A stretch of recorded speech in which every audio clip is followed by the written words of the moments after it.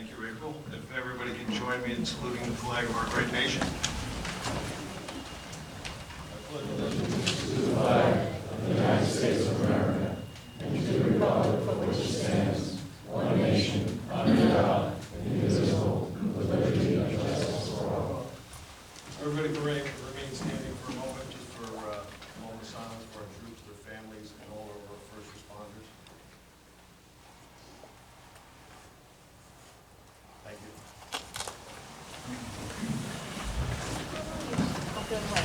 Well, thank you all for coming out tonight. We have a big crowd tonight. First thing we got on our workshop discussion tonight is we want to talk about the plan at 9th and Main, because of there was a lot of work that went into it, and the property is going to be redeveloped, but I invited our planner, or the owner and developer here tonight, just to go through a little bit of what the project is going to look like. There was a lot of, when I first became mayor, we had a discussion with the owner developer. I'm not sure if everybody was aware of the first plan that was submitted. It was a plan that was built behind the bank, right up 10 feet from the neighbor's property line to the west or the east of 9th Avenue. So, and that was one of the big concerns we had. I said that I couldn't fathom a project like that going up 45 feet that close to the residential area. So after a lot of discussion, we have our planner here tonight, Christine Bell. She worked with the planners, with the redeveloper. The plan went back and forth about 7 or 8 times to where it almost came in line with the master plan. It looked like a halfway decent plan to present, so we did that. The planning board voted it down 4-5, but we are here tonight to see if it's going to move forward or not.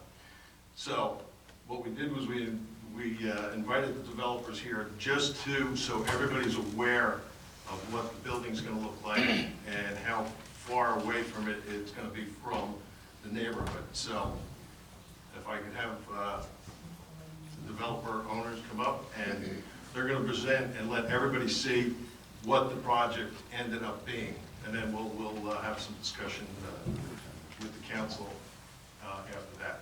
So if the council want to join me down so we can see it.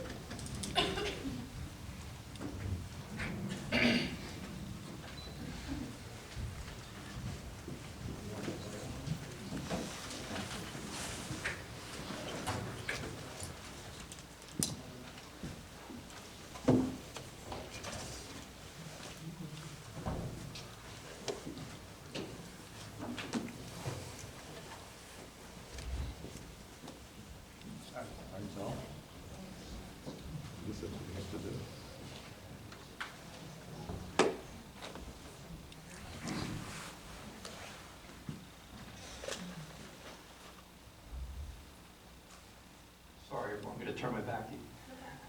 Good evening, Mr. Mayor, council members, members of the public. My name is John Tykina. I'm the planner for the owner, Stockholm Pond LLC. My client has owned the property since 2016 and has been working to redevelop the property in a way that we think will be an asset, a benefit to the downtown here in Belmar. Take you through a little bit of the property. It is on the corner. This is Main Street to the left, 9th Avenue to the top. The property is lots 5 and 7. This is an aerial, approximately 2018, showing the existing bank building on the corner. And then it goes back and encompasses a parking lot to the rear, including where the drive-through property is.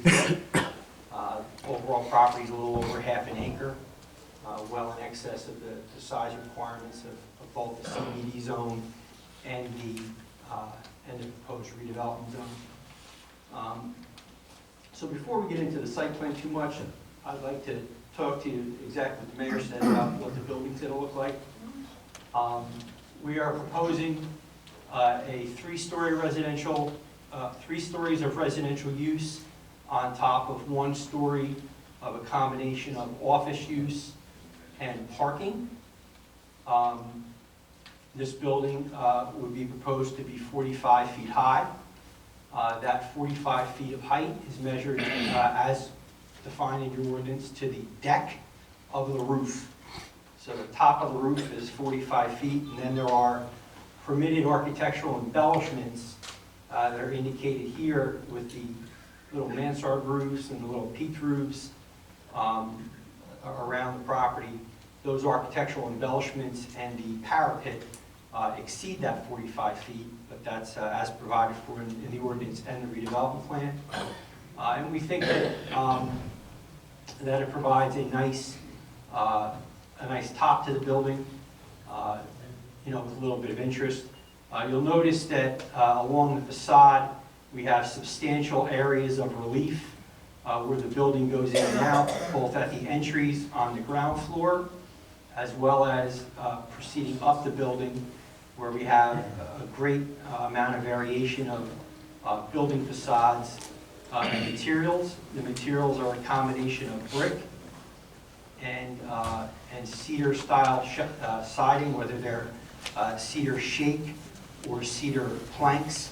And I say cedar in quotes because nothing's really cedar anymore. It's all a representation of it that will last for a long time in the shore elements here. But you know, so it's natural looking materials, but again, a nice variation of materials along, and then also at the ground floor to have some awnings and some elements that break up the facade and provide a defined base to the building, a middle of the building, and a top to the building. So very attractive building, high quality materials. We think it's would be a very nice asset to the Main Street neighborhood here.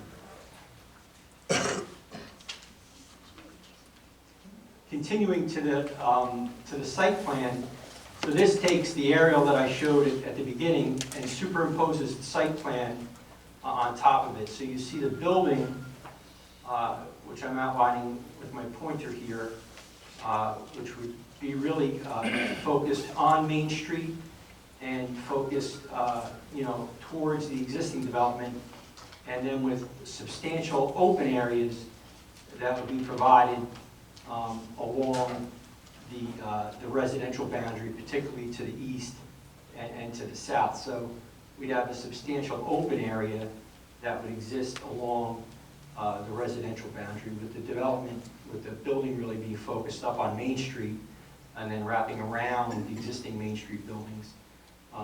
So it's more of a Main Street project than a quote-unquote 9th Avenue project. And then to zoom in a little bit more here. So this does the same thing to orient you again. Main Street is to the left, 9th Avenue is to the top.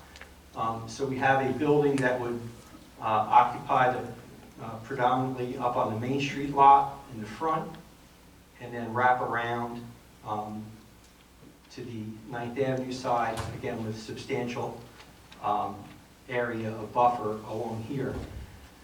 When the mayor talked earlier about the plan that quote unquote he discovered when he came here, that plan had the bank building up in the front essentially remaining to be renovated, and then had a very large residential building that was being built, quote unquote, in the parking lot, and would have taken up much more of this parking lot than this proposal. So you see that rather than having a large building in the area back here to the rear, we kind of pushed everything forward up closer to Main Street to provide a greater distance here along in the 9th Avenue area. So if you were to compare and contrast the current zone would allow you to build a building 10 feet off the property line, which would be approximately like that. These are parking spaces. So you know a parking space is usually 9 by 18, so cut it roughly in half. you'd be able to build a building all the way up at 10 feet. Now, the redevelopment zone went a step further than that and said, well, if you want to be a redevelopment, you have to do a few things here. And the number one thing you need to do is pull away from the residential boundaries. So that pulls away to 30 feet, which would be roughly the middle of this parking aisle, would be where the redevelopment zone would permit the building to be. And we kind of went a step further than that, and we ended up at about 40 feet where the building is proposed. So we're pulling the building in from the boundaries and providing for appropriate parking. So on this plan, you can see the parking spaces that are a combination of outside, so they're outside here along the boundary, and in the building, so they're going to park under the building here, and then also under the building over here, so you come in the driveway from 9th, and you can come in to park in here. Our neighbor will be able to still get to his little driveway that's behind his building there, and get to his garbage and all those types of things. And then you can park here and then enter the building here. A little bit more on the site plan. We do have some office use in the front that would be entered from right where you enter the bank today, right on the corner. Continuing that commercial presence on Main Street. And then you would enter the residential piece from 9th Avenue, coming in a doorway there, or coming in from the parking along the drive to the west or the drive here to the east. It is proposed to be 30 units, which would be in compliance with the redevelopment plan. Could also be in compliance with, obviously, with the zoning. And with that, it would provide for 45 parking spaces. So the redevelopment plan provided for 1 space per bedroom. So we have 15 one-bedroom units, 15 two-bedroom units, total of 45 bedrooms. So we have a total of 45 parking spaces. And then the redevelopment plan kind of put on belt and suspenders and said, well, we also would like you to have a minimum of 1.5 parking spaces per unit, in case we decide, oh, we're going to do all one-bedrooms and try to have less parking. The redevelopment plan says, no, you're not going to do that. We're going to let you, we're going to put belt and suspenders on and make sure you have at least 1.5 spaces per unit. We think that's more than appropriate. The types of residents that we see in our developments, we'd expect we're going to have predominantly 1 or 2 people living in the units, particularly with the 1-bedrooms. That's typically what we see. And again, you end up with a little lower car ownership, a little lower car usage by the nature of being on Main Street, and really just by the nature of our resident. The people that select to live in this type of community on Main Street downtown are not the same folks that are occupying the single-family house on Inlet Terrace or D Street or 9th Avenue. They're a little more urbane, a little more downtown-oriented, and a little less car-oriented than usual. So this is a treatment that shows the elevation along 9th Avenue, again in elevation rather than the perspective I showed before. But again, it shows the base of the building with the office space, with office windows up along Main Street. Then our car entry to get into the garage parking underneath. Then our car entry to get into the parking that is adjacent, wraps around the south and the east side of the building. And again, it shows, in a representation of our neighbor to the east, where it shows their driveway, and then our property line is literally right on the line here. So as I described before, in the current zoning, you could have a building right there that could be as tall as we are, at 10 feet off the property line, The redevelopment plan provides it for the middle of the driveway, and we went 10 feet further to be 40 feet away from our neighbors, so that we're pulled away as far as we possibly could. And again, you see the quality materials, the mix of materials, the different bays of the building, providing for vertical elements and a little bit of treatment at the top, so that it's not just a flat roof all the way across.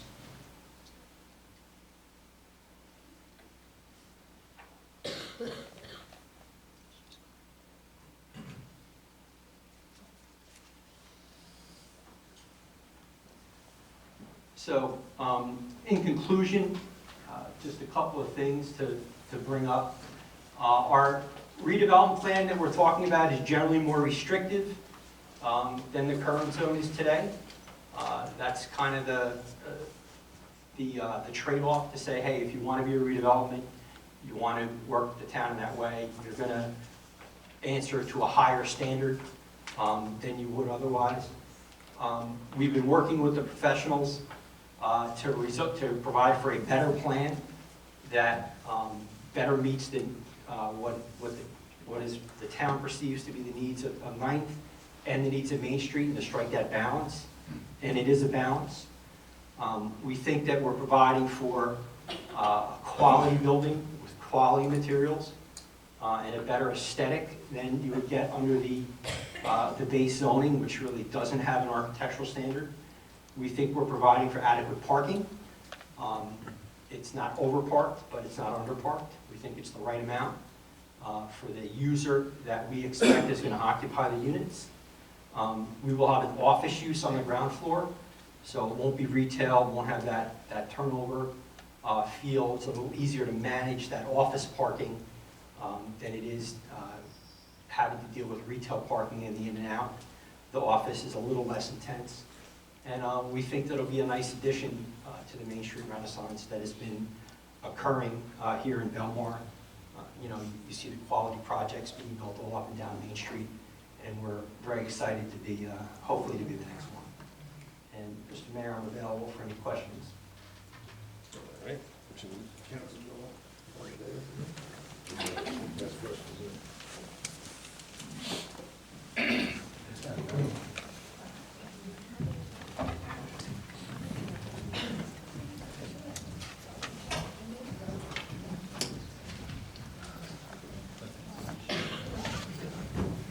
John, I have one. How do you get to the 45 feet with the 4 floors? Keeping the ceiling heights down, or how did you manage that? Yes, you do two things. One is you do lower the ceiling heights, particularly on the first floor, so you wouldn't have your typical 18 feet, you're going to cut it down to 15. Likewise, in the units, you're going to be limited to 9-foot ceilings in the units. And then it actually becomes a little more of an expensive build because you're going to need a more expensive construction assembly to do it in a shorter span than just doing a bigger beam. So it's a little more expensive build for the builder, but we think it's worth it to again, minimize the height, recognizing the concern that the community has had. Yeah, because most of the buildings they have first floor retail, and then there's 2 stories, and they're still reaching 45 feet. So, I guess the store part, your first floor level will be like 9-foot ceilings instead of like the 16-foot ceilings that they Right. have in the retail. Well, it's office, so it doesn't need to be 15 feet, it can be 10 feet. And then you can have 2 or 3 feet between the commercial use and the residential use, and then you limit yourself really to 10 inches in between the residential floors. And it's just a little bit more of an expensive build. You need to fit everything together a little tighter. Yeah. But we can make it work with the. Because if we went back to the master plan, the CBD 1, which is the Commercial Business District 1, which that property is in right now, allows for 4 stories and 45 feet. You're 4 stories, and I guess you're 46 feet now, right? Is that what? Correct. The redevelopment plan was 46, and we would meet either the 46 or the 45, depending on the direction we receive from the borough. Any of the council have questions? Yeah, I see that in the parking lot, there was a like it was gated parking? Yes. I haven't seen that in other parts of the town. I was wondering if you could explain that and the rationale behind that. We just think it's best to control the parking with the gating. I think certainly for the parking that's underneath the building, inside, we'd want that to be gated and closely controlled. For the parking that is outside, we could probably work with that to determine whether that needs to be fully gated or not. But controlling it that way is generally best because it is a limited supply, so you can't have, you can't be as lenient as you would be in a situation when you're overparked. You don't mind if someone puts an extra car there or something like that. When you come down to having to manage the parking as closely as we do, we would typically want to control the access to it. But again, for the outside parking, that would be something we could work with.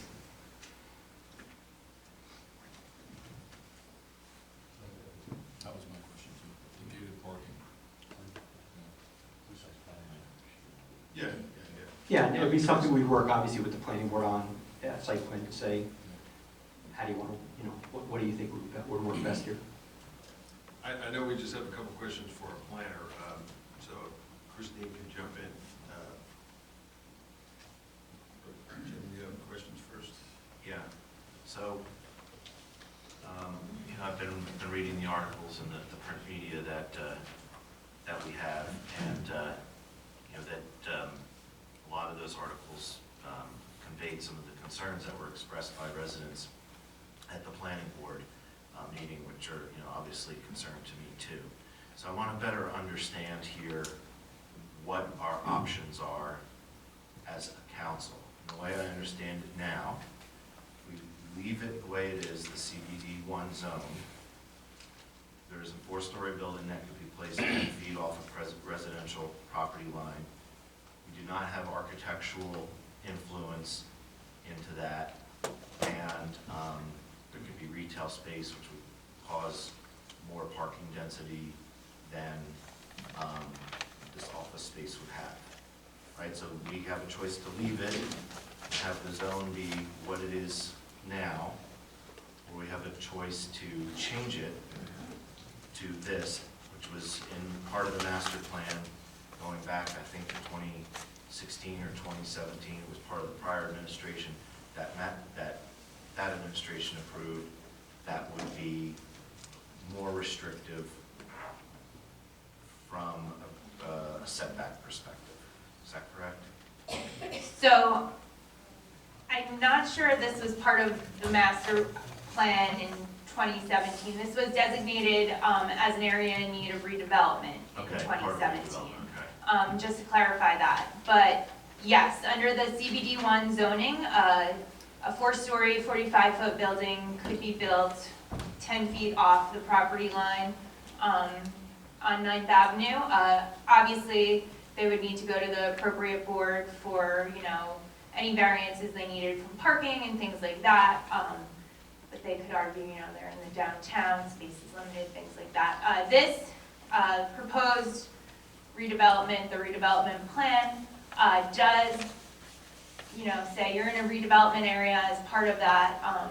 It brings it back 30 feet away. There are higher standards. There are the architectural standards. So yes, what you said is basically correct. And what I noticed, another thing I read was that some people have questions, was why is it simply this lot and block and not the entire block, which was identified by the planning board to be redevelopment zone? I think some people are concerned about like spot zoning. Right, no, and I think that's definitely a good and valid question. So this entire portion of the block, the lots along Main Street and then kind of the first lot back, were designated as an area in need of redevelopment. But at this time, then the designation is really kind of the harder lift. There's like a criteria that needs to be met. That there's a whole process that goes through for that. This time, only these 2 lots were, these are the only lots we really have a vision for what the redevelopment will look like. So we didn't think it made sense to include the whole area in a plan if we didn't know what we wanted there. We didn't think we wanted what's going on these two lots to be across the entire length of the block. So we thought that it made sense at this time to just do the redevelopment plan for these two lots, and then in the future, it could always be amended, a new plan could be written for the remainder of the redevelopment area. Has the planning board discussed sort of just re-looking at the master plan in town in general, and getting public input and sort of revising and updating the master plan in general, or haven't they gotten to that point yet? So I can't answer that question. Outside of last month's planning board meeting, that was the first planning board meeting I was at, so I don't. Does the master plan come up for review on a regular basis? Yeah, so the master plan is required, re-examination of the master plan is required about every 10 years. The master plan was last re-examined in 2016. Okay. Does it have to wait 10 years, or can you do No, it sooner? you can do it Oh, sooner. okay. I know that there was a lot of concern about density on this lot, as far as, I guess, unit density, how many people would be living there, and what that equates to in the amount of parking that would be required. Can you just address what your professional opinion is as to whether the amount of parking provided for in this design, if it's sufficient and meets the needs? Great, so I do think the amount of parking provided is sufficient and meets the needs for this particular type of use. As the developers, planners stated, this will be a mix of 1 and 2 bedroom units. And the redevelopment plan does require 1 parking spot per bedroom. So that means the 2 bedroom units are required to have a minimum of 2 parking spots associated with them.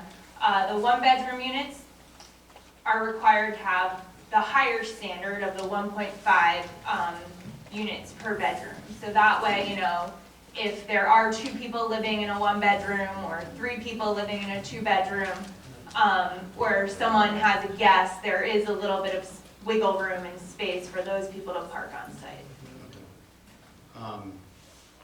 Okay, and in the CBD1 zone, which is the current zone outside of the redevelopment plan, the numbers look a little bit less. Like I'm looking at 1 bedroom is 1.8 and a 2 bedroom is 2. So, I mean, does it about equal out? so that's not just the CBD1 zone. That's the borough's parking standards, across the entire borough. And they are based on the RSIS standards, which is the state residential site improvement standards, which is put forth by the Department of Community Affairs. And that's just a kind of to provide a standard across the entire state. So each town doesn't one town doesn't require 5 spaces and another town requires 7, something like that per bedroom. The Department of Community Affairs has given guidance that, if you're close to transit, things like that, they really encourage kind of a lesser standard than their standards. So I think that this parking proposal is in line with that, given the proximity to the train station. All right, thank you. Do we have an analysis of what the current property brings in tax revenue versus what this building would bring in tax revenue? If we do, I don't know.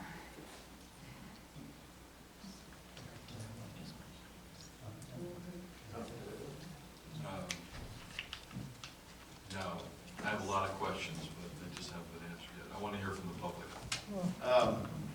Christine, I just have a little more. Now, if this was built according to the master plan, and it can go 10 foot off the back property line, if the developer put all underneath the first floor of parking and had the full parking requirement and built it out to 45 feet, everything, according to the CBD 1 code now, and they met all the parking requirements, they can increase density if they can meet the parking requirements, correct? Because I don't think we have anything with density. Correct, Or so- the density is controlled by parking. Right, so kind of just to frame that a different way, if you don't mind, the CBD 1 zone district does not have a density requirement. So this redevelopment plan puts a cap on the number of permitted units in this area. If they were in the CBD 1 zone district, they would be permitted to, build as many units as the site could accommodate, as long as they met. The borough does have minimum standards for unit size, as long as they met those minimum standards. Right, but what I'm getting at is if they did all that, they wouldn't have to come before us. They might not even have to come before planning board to build it. Correct. If they met all the standards on everything, they could just go right and get permits to build it. So we're putting more restrictions on them than what would be in CBD 1. Yes. Okay. All right. So, I think that's all I have. The thing is I'm not sure if we'll vote on it tonight or not, but maybe you can start thinking about some recommendations for us Sure. to move forward. All right. You guys have anything else? No, sir. Okay. All right. I want to thank you for coming in and showing us exactly what's going to be. So I do appreciate that. Christine, thank you for coming in. I appreciate that. We're good. Thank you.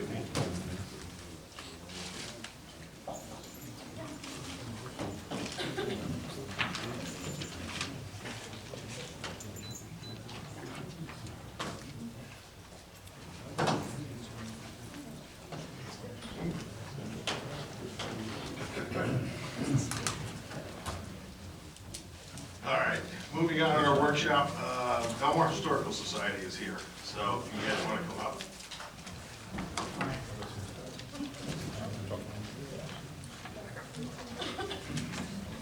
Your 150th year birthday coming up. Yeah. We do. Happy birthday. Good evening. Thanks for giving the Belmar Historical Society some time today to speak to you. I'm going to be the spokesman for the Historical Society because I accepted a challenge to pronounce sesquicentennial. Pretty good. But we got 2 more times to say it. We've got other members here if you have questions. But I will be telling you that the purpose of our request to speak tonight is bring the attention to the sesquicentennial 150th anniversary of Belmar in the year 2022. Although it's 2 years away, it seems far away, but we believe to prepare and to organize for such an historic event properly, this time is needed, and we will need the support of the mayor and council. The Historical Society, of course, would like to participate, but we do understand that such an event would need a committee similar to the Belmardi Gras 100th anniversary in 1972. A committee with leadership, organizational, and marketing skills necessary for the success of such an historic event. We would like to sit down at an organizational meeting led by the mayor, borough administrator, council members, to discuss the sesquicentennial, that's my 3rd time, of Belmar at your convenience. We do have ideas, 58, right, Pat? Right, and counting. And counting. But really, for this big success, we know that our membership is historical right now in age. So we would like to reach out and get some younger people in town that would like to grab hold of this and organize it, market it, and so that come 2022, it doesn't have to be a one-day event. We like to do it through the whole year. Main Street could benefit. We can get the beach badges, celebrating the Belmar 150. There's all sorts of ideas to make this go right. Time capsules for the high school, for the grammar schools to bury in town. So that at our 200th anniversary, you're all invited. It would tie it in. I think for a town like Belmar, and we can see where it's developing, we could hold back and see what Belmar looked like in 2022 at our 150th anniversary.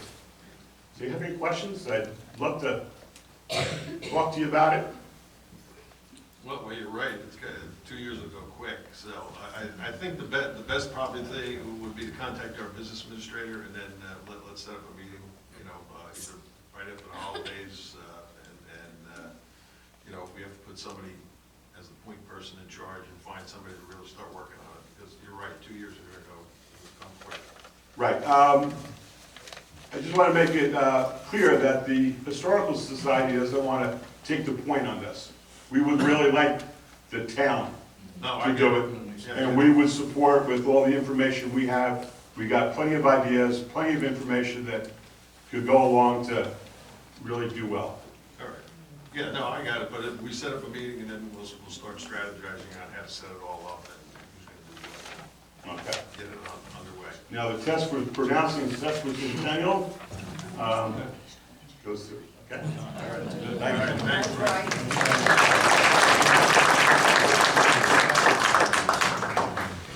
Okay, next we have Phoenix.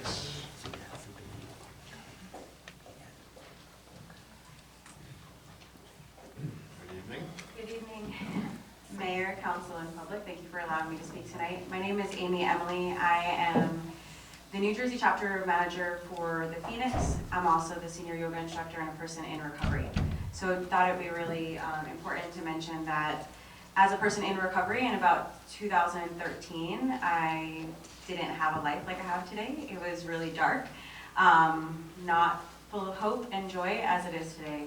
So with the recent epidemic that is going on, I just thought it'd be important to mention that as a person in recovery. In 2013, I realized I could no longer live with drugs, alcohol, and the other toxic behaviors that go along with that lifestyle, and began to lean on my community with yoga, meditation, and group fitness, and started a healing journey. In 2015, I founded a nonprofit organization called Root to Rise. We brought yoga, meditation, group fitness activities to local treatment facilities in Monmouth County. We also provide services for the Middlesex juvenile detention centers, youth shelters, and other providers in the area. Currently, we join forces with the Phoenix, which is why I'm here today. It's a national nonprofit organization with a similar mission. So I'm going to read the mission word for word. The mission of the Phoenix is to provide a sober, active community to individuals who suffer from a substance use disorder and to those who choose to live a sober life.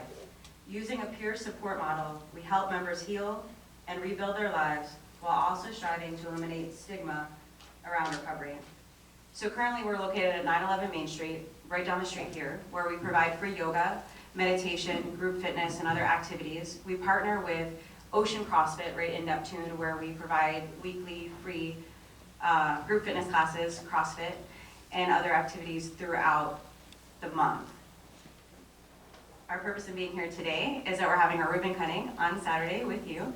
So please come on out. We have an open house all day from 9:30 to 1. We'll have yoga, a mindfulness social, ribbon cutting at 11, some food. I just wanted to really let the community know that we're here. Oftentimes people walk past our facility and think that we're a yoga studio, never knew we were here. Especially a lot of folks know that the Shoreline Club exists, but there's other resources in addition to that. So we're not meant to replace any sort of recovery community, just to add. We have to use everything that's available to us to combat what we're up against. So we'll be here till the end of the meeting if you have any other questions, and we have schedules with us and cards. Okay, Thank you. Thank you. Congratulations on your Thank you. recovery.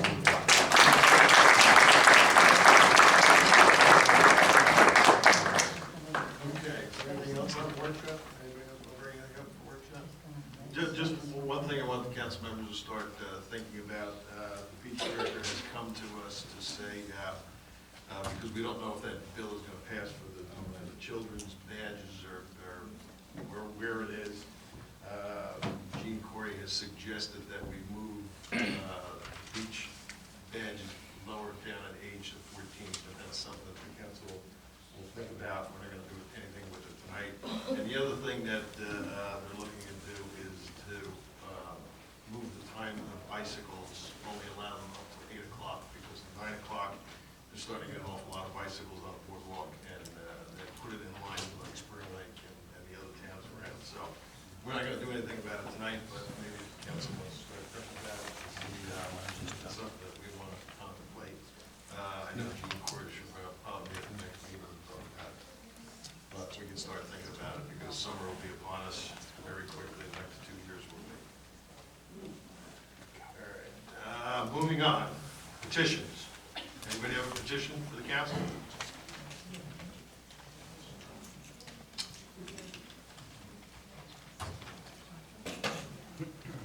I wasn't moving on until I got it.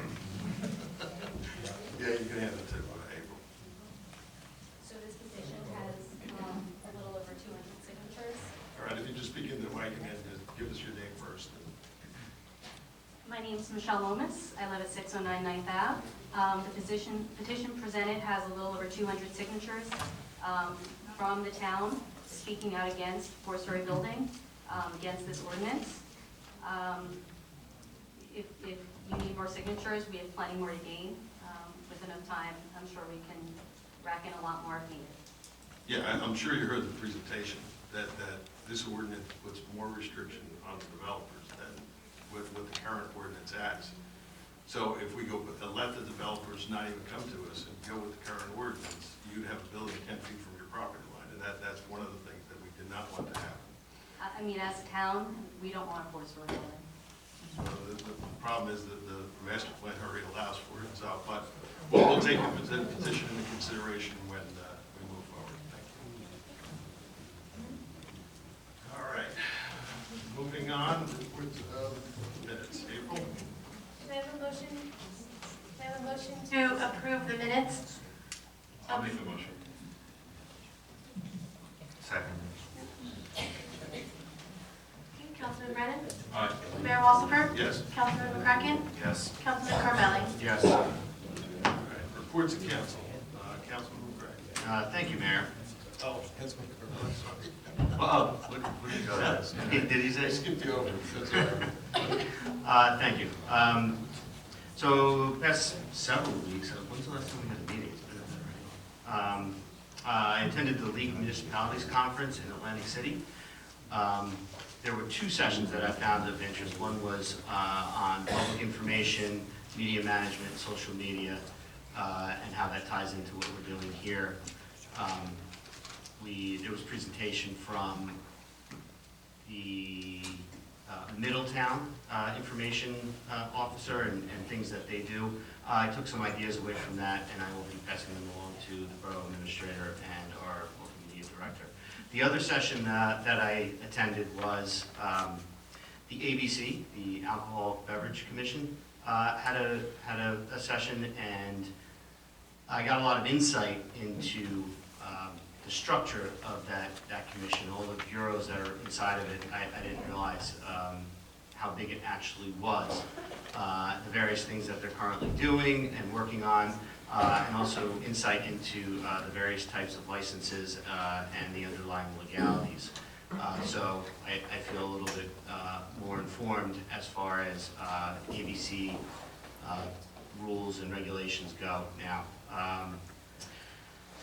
There was the PTO fundraiser was a couple weeks ago at the Beach House Brewery. That was very well attended, and it looks like they would have raised a lot of funds. I think that was a great event, and I hope that they continue that.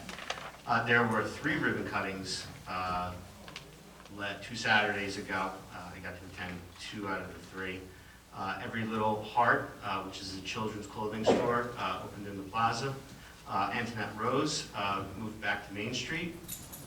And Jersey Mike's moved in on Fifth Avenue. So welcome all of those businesses to town. And that's my report. Thank you very much. Thank you. Councilmember Craig. The Belmar Housing Authority met last night. For those of you who haven't had a chance to drive by there, they've done a fantastic job of making that building look very nice for the holidays, including a heart or a star that the superintendent of the building made and is on top of the building. You'll be happy to know that the commissioners approved paying their annual pilot of $15,233 to Belmar, so that revenue will be coming in before the end of the year. Currently, the administration there and the staff are doing annual inspections on all the units, particularly the ovens, the stoves, checking for water leaks, making sure everyone's alarm system works properly and the doors close properly, keep all of our residents who live in there safe. The family or the resident who was hit on July 1st in a crosswalk there in front of the building continues to recover, and we need to keep her in our prayer. She's hoping to return home for the holidays, which would be absolutely fantastic.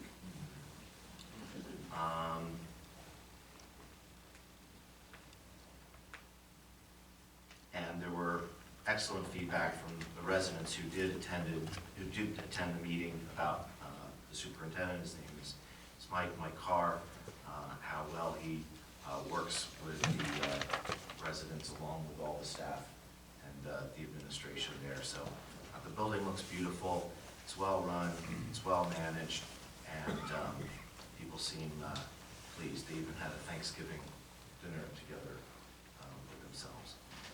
The next Shade Tree Commission, we did not have one in November. We decided to do a combined meeting with November and December, considering the holidays and the dates of the meetings. It's currently scheduled for December 10th, but there are some Shade Tree commissioners who don't have a conflict with that date, so it looks like we're going to be moving it to Wednesday the 18th at the Belmar Library in the downstairs room there. But once that date is finalized, I will let April know so she can put that up on the website and the calendar. Thank you. Council President Brennan. Thank you, Mr. Mayor. First off, I hope everybody had a happy Thanksgiving. Very nice. I also attended the League of Municipalities Conference. I went to a couple of workshops that were environmentally oriented. One was about recycling. I found really, really informative, and one of the things I'm happy to say Belmar has picked up is they spoke about an app called Recycle Coach. I have it on my phone already. It's right in the App Store. You can get it on your Android too. And Belmar is using it. It's on our website. One of the things people find the most confusing is what can you recycle and what you can't. I won't take your time up now. If anyone wants to talk to me after the meeting, I can explain. Recycling is just not as simple as one would hope. There are a lot of things that we think should be recycled, could be recycled, they can't be. Recycle Coach helps you with that. There's certain kinds of plastics, certain kinds of things that can't go into the recycling stream. Other things that are problematic are wet paper. If your paper gets wet, it's garbage, don't put it in your recycling.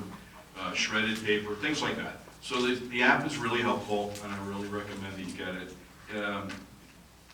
If there is a change to our recycling schedule as is being discussed, that would be reflected in Recycle Coach. You'll be able to see when things are picked up, right?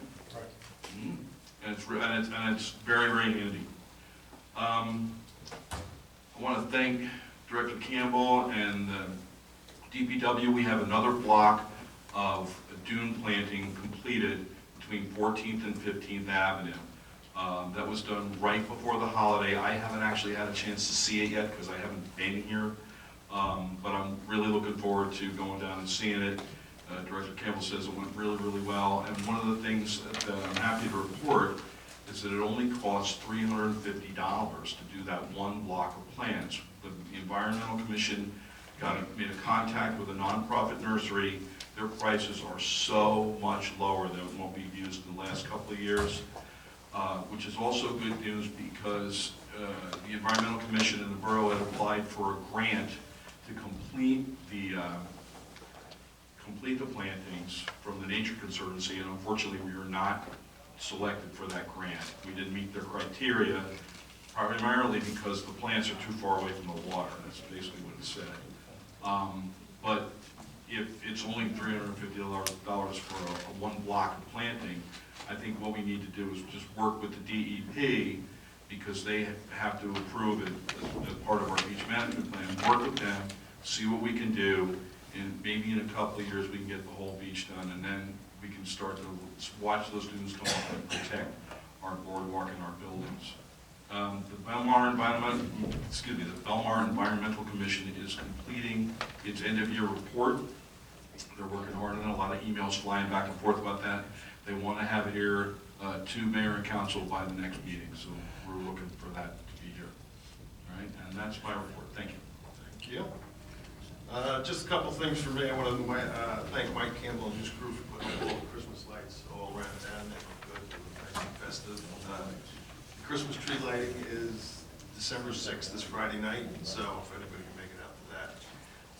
We have 2 retirements coming up, and I want to wish them well. Sergeant Chris Lynch in the police department is retiring January 1, and and Kathy Enriquez, who is our human resources coordinator, is also retiring January 1, and I want to wish her well. The other thing I want to talk about is I want to commend the director, our business administrator. Here you go. I'll put you back there again. No, business administrator Kirschbaum, and our engineer Peter Avakian for securing a $337,000 grant for paving of 15th Avenue. They worked really hard on that, and I just wanted to bring that up. We just got it approved, so as soon as 12th Avenue is done, we're going to be working on 15th Avenue to get that paved. And I too was down at the municipalities, did a lot of work down there, a lot of good work, and had a lot of seminars and met with a lot of people that we're going to bring in to start talking about how to update kiosks and stuff like that. So it was a good convention. So we were all there working hard for Belmar. And that's my report. All right, we're going on to public session on anything on the resolution of that calendar. Yes.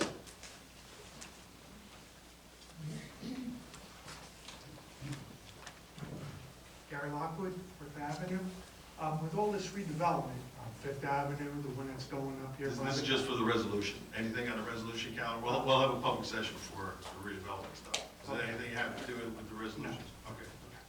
You'll have a chance to speak on it. Okay. Seeing none, April? Can I have a motion to close the public session?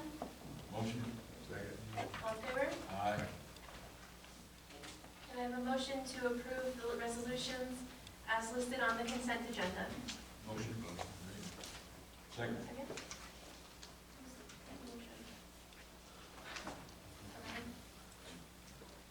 Okay. Councilman Brennan?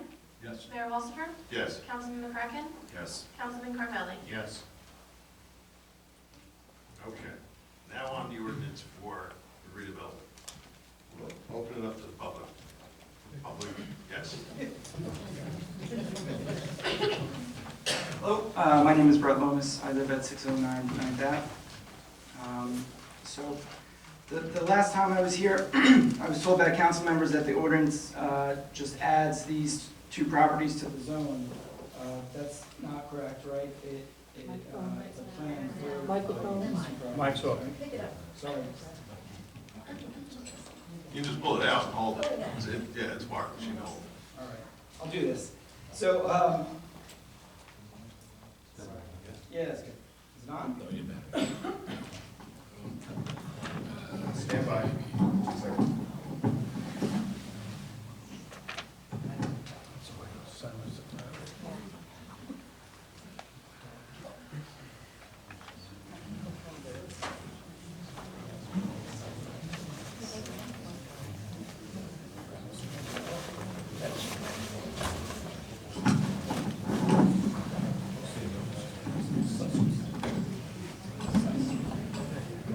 sorry. So the last time I was here, at the first reading of this, I was told that this ordinance adds the two properties to the redevelopment zone, but that's not correct. It is a plan, redevelopment plan for these two properties. It doesn't add them to the zone. That's right? Okay. Yes. And because these two lots were added as the whole block was added to the redevelopment zone, or declared to be an area in need of redevelopment a few years ago, right? Right. Okay. Yeah, so that was my mistake. Yeah. It, Well, I think there was. It wasn't just. Yeah, I think there was a couple. Yeah, so, and subsequent to that, there's been a lot of conversation to hash out exactly Well, yeah, right. what this order is, and I can assure you now I have a better understanding, so. Thanks. So, at the time that it was declared an area in need of redevelopment, were you aware that, or are you aware that at the time, the planning board was told that the redevelopment designation was needed so that the property owners on that block could simply clean up their lots by taking advantage of special programs? So, Yes.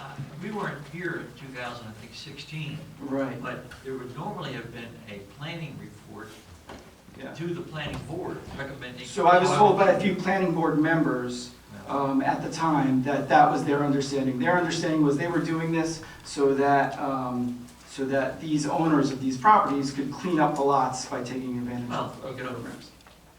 You could always clean up the lot, you don't need, Right. but if the area is designated as an area in need of redevelopment, then the thought is, or the thought that it is an area that needs to be Right. cleaned up. But it would have been a planning report from the township, or the planning board professional planner, which would have been a little more detailed than that, and I'm sure that's on file. So Okay. But that was back in 2016, so Right. what the planning board member told you is. Okay. So the agenda and the text on the ordinance that was out there says that the planning board recommended the plan. That's not right, right? The planning board voted the plan, did not recommend it? The planning board, you're correct. The ordinance that was prepared on first reading was prepared before the planning board meeting, so here we are now. Okay. The planning board, as I understand it, voted 5-4, that it felt the proposed plan is not in conformance with the master plan. Okay. But the ordinance on And the it would have agenda to be tonight changed. says that the planning board recommended the plan. I understand. So if the ordinance goes forward this evening, we obviously have to change that typo. Okay. What do you mean by that? That's a big typo. Well, we'd have to I change mean, it. because I guess what I'm saying is, you know, when something like that's posted, members of the community are getting their information from the posted ordinance, and the posted ordinance says that the planning board recommended it, but the planning board did not recommend it. So, and the reason that the planning board, their determination was that this plan is inconsistent with the master plan. Yes. I believe, right? So the plan, number one, doesn't comply with the master plan. And number two is outside the original intent of declaring the area in need of redevelopment in the first place. So is the master plan supposed to serve as a guide for the development of the town? Right? And in the master plan, there's right at the back, under a big heading that says recommended future land use. It says that land use should preserve the character of existing neighborhoods. And so these lots have frontage on both Main Street and 9th Ave, right? And the presentation today said that it is a Main Street building. And I would take issue with it being called a Main Street building. Because as we learned at the planning board meeting, the vast majority of the frontage is on 9th Ave. In fact, 83% of the frontage is on 9th Ave. And 17% of the frontage is on Main Street. No, that's right. So it's not a Main Street building, it's a 9th Ave building. And this does not preserve the character of the existing neighborhood of 9th Ave, if this is a 9th Ave building. The existing character of 9th Ave is 2.5 stories. The next question is, does the master plan say anything specific about these lots? It does, right at the back. Block 95, these lots are specifically mentioned in the master plan, and what it says is that they should be included in the Seaport redevelopment plan. That the Seaport redevelopment plan is the plan that should govern this. So why write a new plan, a new redevelopment plan, for just these two properties, if the master plan already states that these two properties should be governed by the Seaport redevelopment plan? And I'll tell you why. Building height, floor to area ratio, and parking.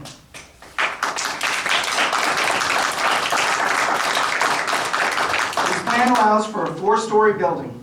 The Seaport redevelopment plan allows for 3.5. The floor to area ratio in this plan is 2. The Seaport redevelopment is 1.5. Now, 2 and 1.5 don't sound that far from each other, but what's that really mean? The draft plan allows for a 46,000 square foot building, whereas the Seaport redevelopment floor to area ratio would allow only a 34,000 square foot building. In simpler terms, this draft plan allows for a 35% larger building than the Seaport redevelopment plan would allow.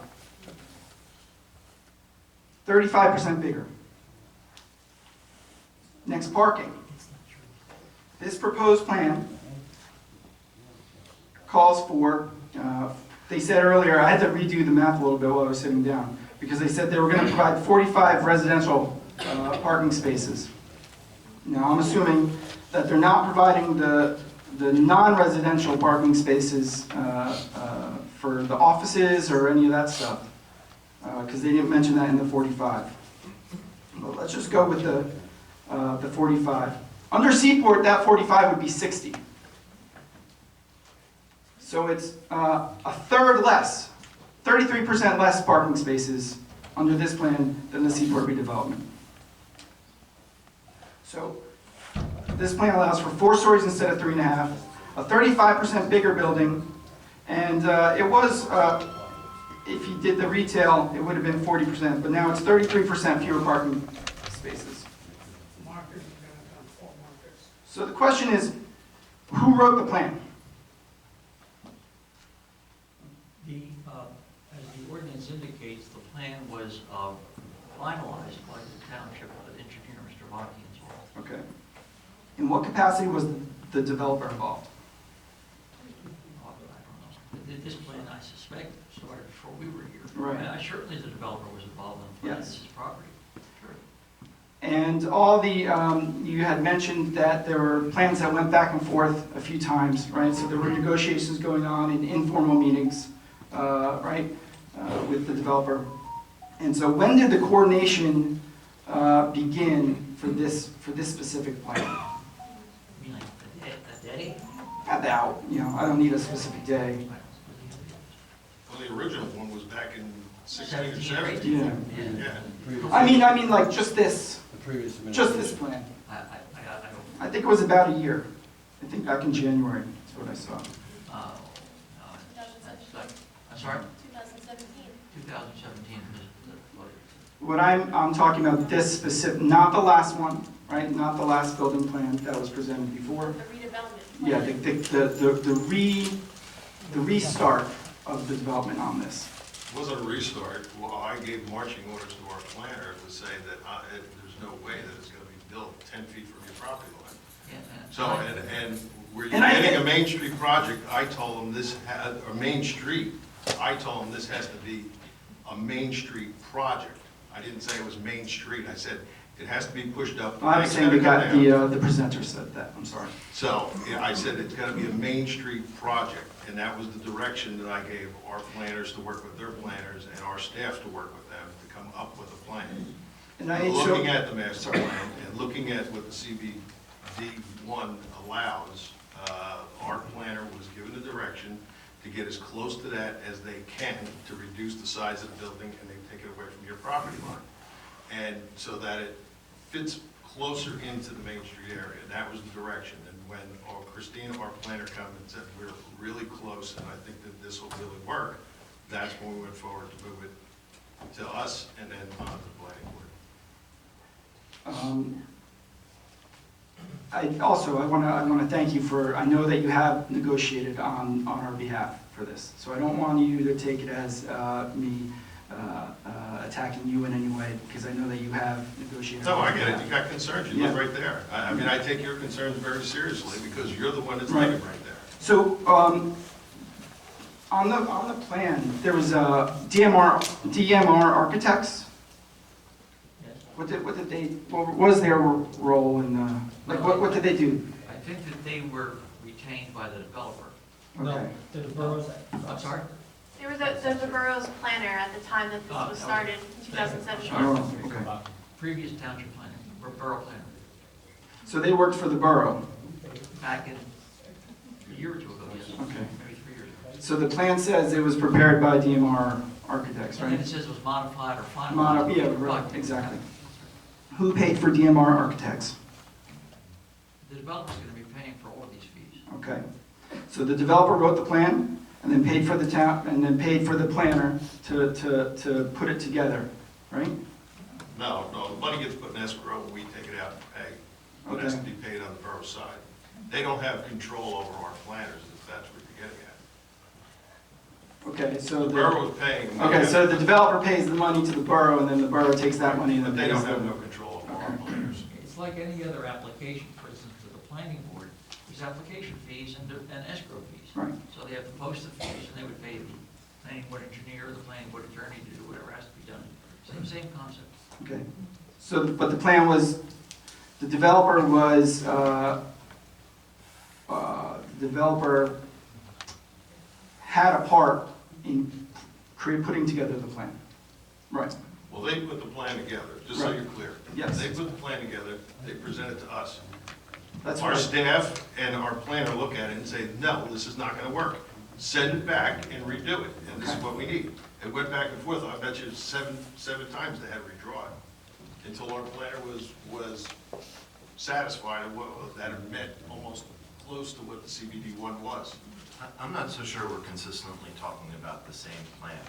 So there's the master plan Right. that the zoning board approved, Yes. the redevelopment, and then there's the site plan. Right. So the developer, correct me if I'm wrong, Counselor, obviously works on the site plan.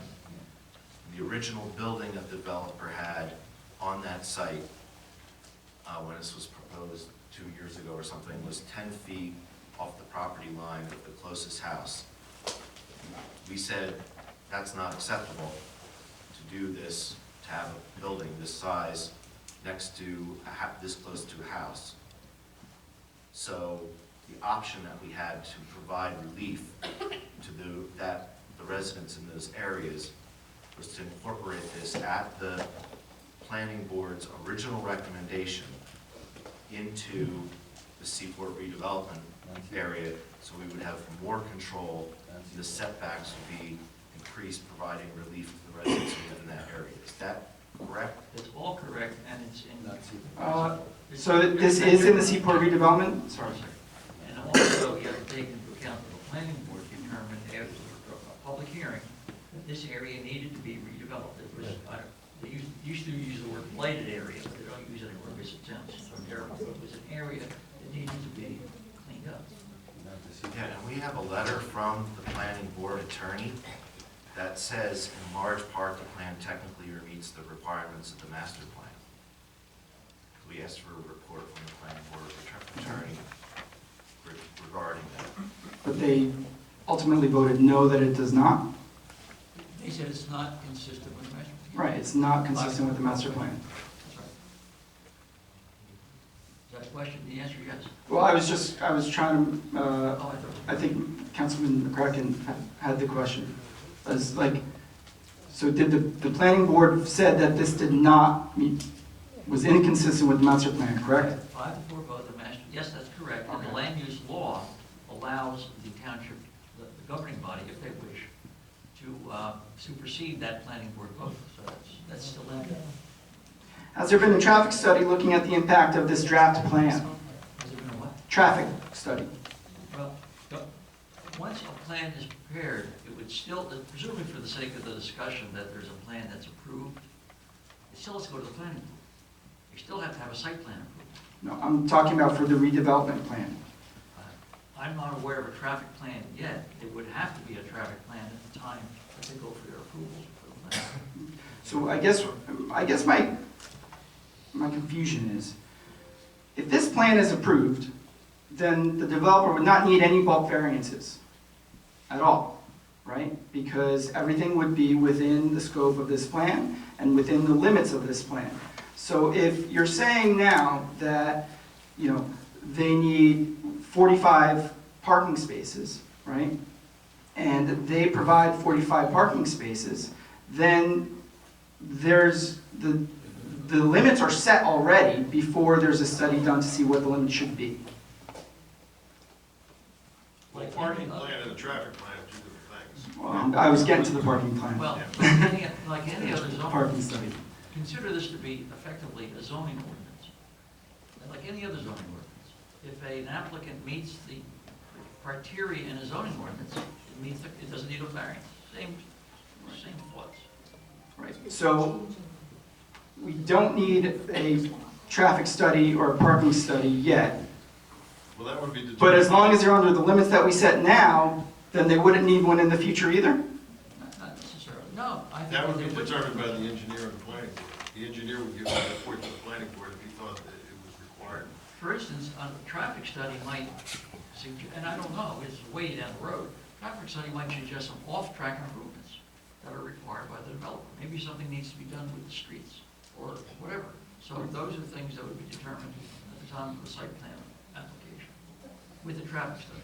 Okay. So there hasn't been a traffic study or a parking study. I did an informal citizen parking study, in the past couple weeks, right? So on the lot, right, where the teller, there's about 10 parking spots. And with the current density of 0, there's over 20 cars that park there daily. In the municipal lot next door, that is on 10th Avenue, there's 14 spots, and daily parking in the winter is 17 daily parkers there in 14 spots. You might say, how do they do that? Well, they pull on all the different sides and things that aren't really spots. So all of these spots are already used. And I saw that the building plan had a gate, and it sounded like there wasn't going to be any public parking there. So where are these, 17, 20, 25, 30 cars that are in the winter, where are they going to go? Can I ask you a question? Because I've been driving through there daily and Yeah. also done an informal study. Yeah, And the lot that is behind Taylor Hardware, that's the lot. Yeah, that's the lot I was talking about. There's 14 spots. it seems to me that there are vehicles there that don't move. There's a trailer there for one thing that I know doesn't move, and other cars seem to be consistent. I brought this to the attention of the borough administrator, because there are also signs there, no parking 6 a.m. to 8 a.m. Right. So I don't know if people are like parking extra cars there permanently or what's going on, but I think that's something we really need to look at. I mean, we've got parking issues all over town. Yeah. At the train station and at the Piano Plaza lot and stuff like that. And, I think the parking situation really needs to be looked at, because there are those signs there. There seems to be vehicles and other equipment that don't move. And if that's supposed to be for shopping and transient, people can't be allowed to. I agree. I agree that there's definitely a parking problem. I think the solution, though, is not to reduce how many parking spots are needed on new developments, right? And I am not going to be comparing this to CBD1. The reason why I'm not is because the master plan says that this should be Seaport redevelopment plan, right? So we don't need a special plan for this property if it's going to be less restrictive than the Seaport redevelopment, right?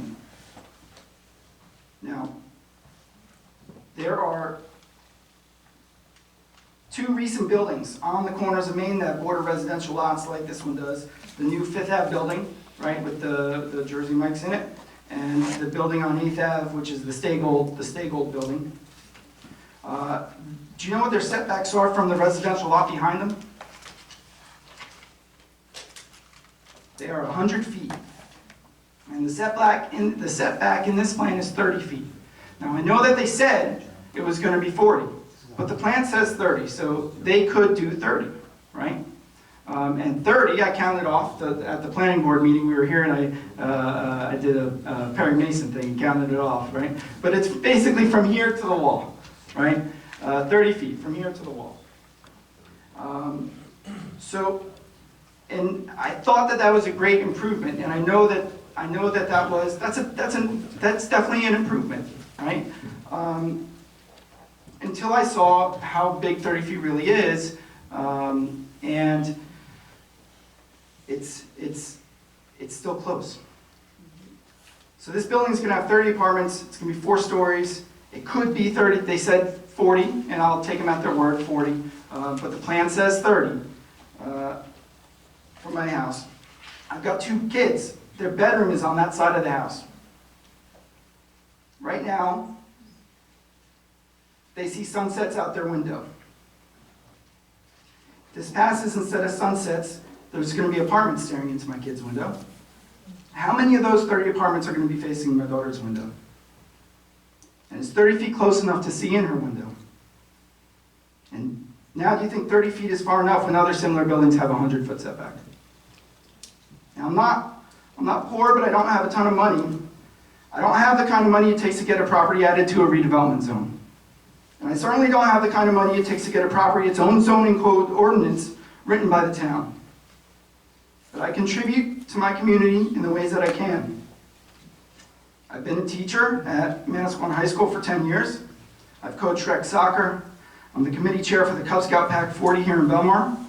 And I coach wrestling at Belmar Elementary School. I'm actually supposed to be at a match tonight, but I had to come here instead. I love Belmar, and I know that you love Belmar too. And that's why you serve on the council. Well, let's be clear, it isn't our job to make sure that developers can maximize how much money they can make. I'm asking you to vote no tonight. And then make this plan reasonable. 4 stories with a 30-foot setback from a residence isn't reasonable. That's maximizing profit. And you know, we have a place on 9th Ave, our house. It was a vacant rooming house that had been foreclosed on. It was an actual animal house with animals living in it. But we're restoring it to a residential home, right? And my investment in the community's got to count for something too. And what makes this developer so special to get spot zoning ordinances at the expense of everybody else? Yep.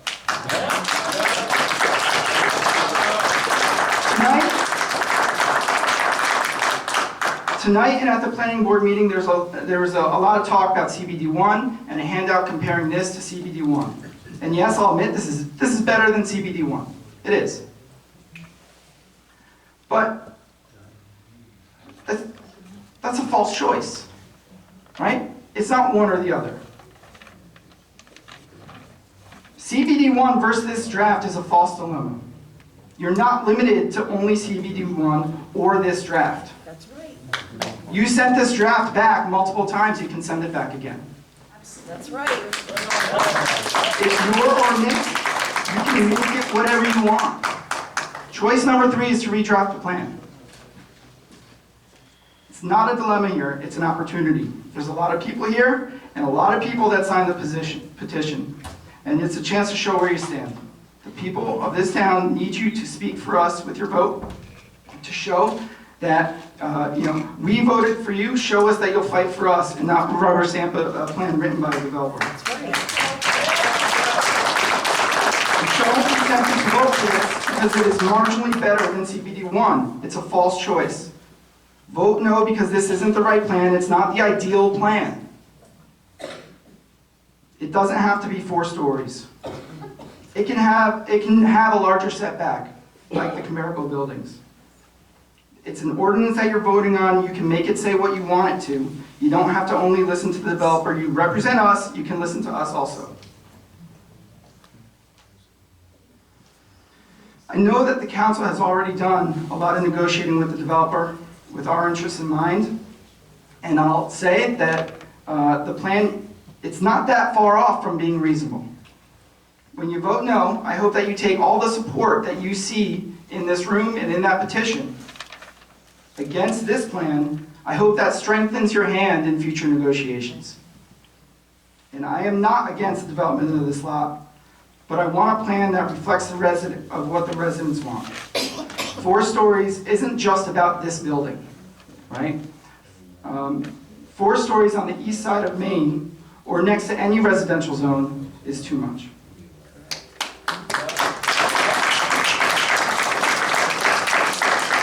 30 feet of setback is too little, and not making improvements to rainwater management isn't good enough.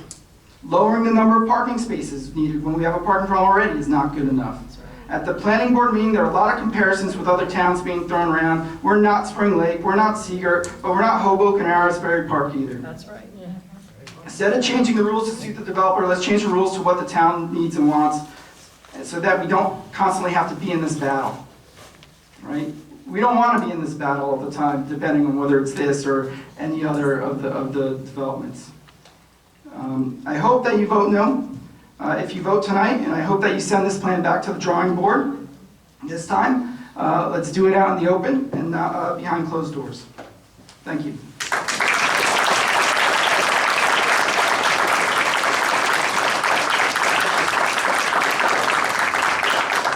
I'd just like to clarify a couple things, because you brought up some very good points, and if you could share your notes with the clerk, I think that would be good, so that we could look at those.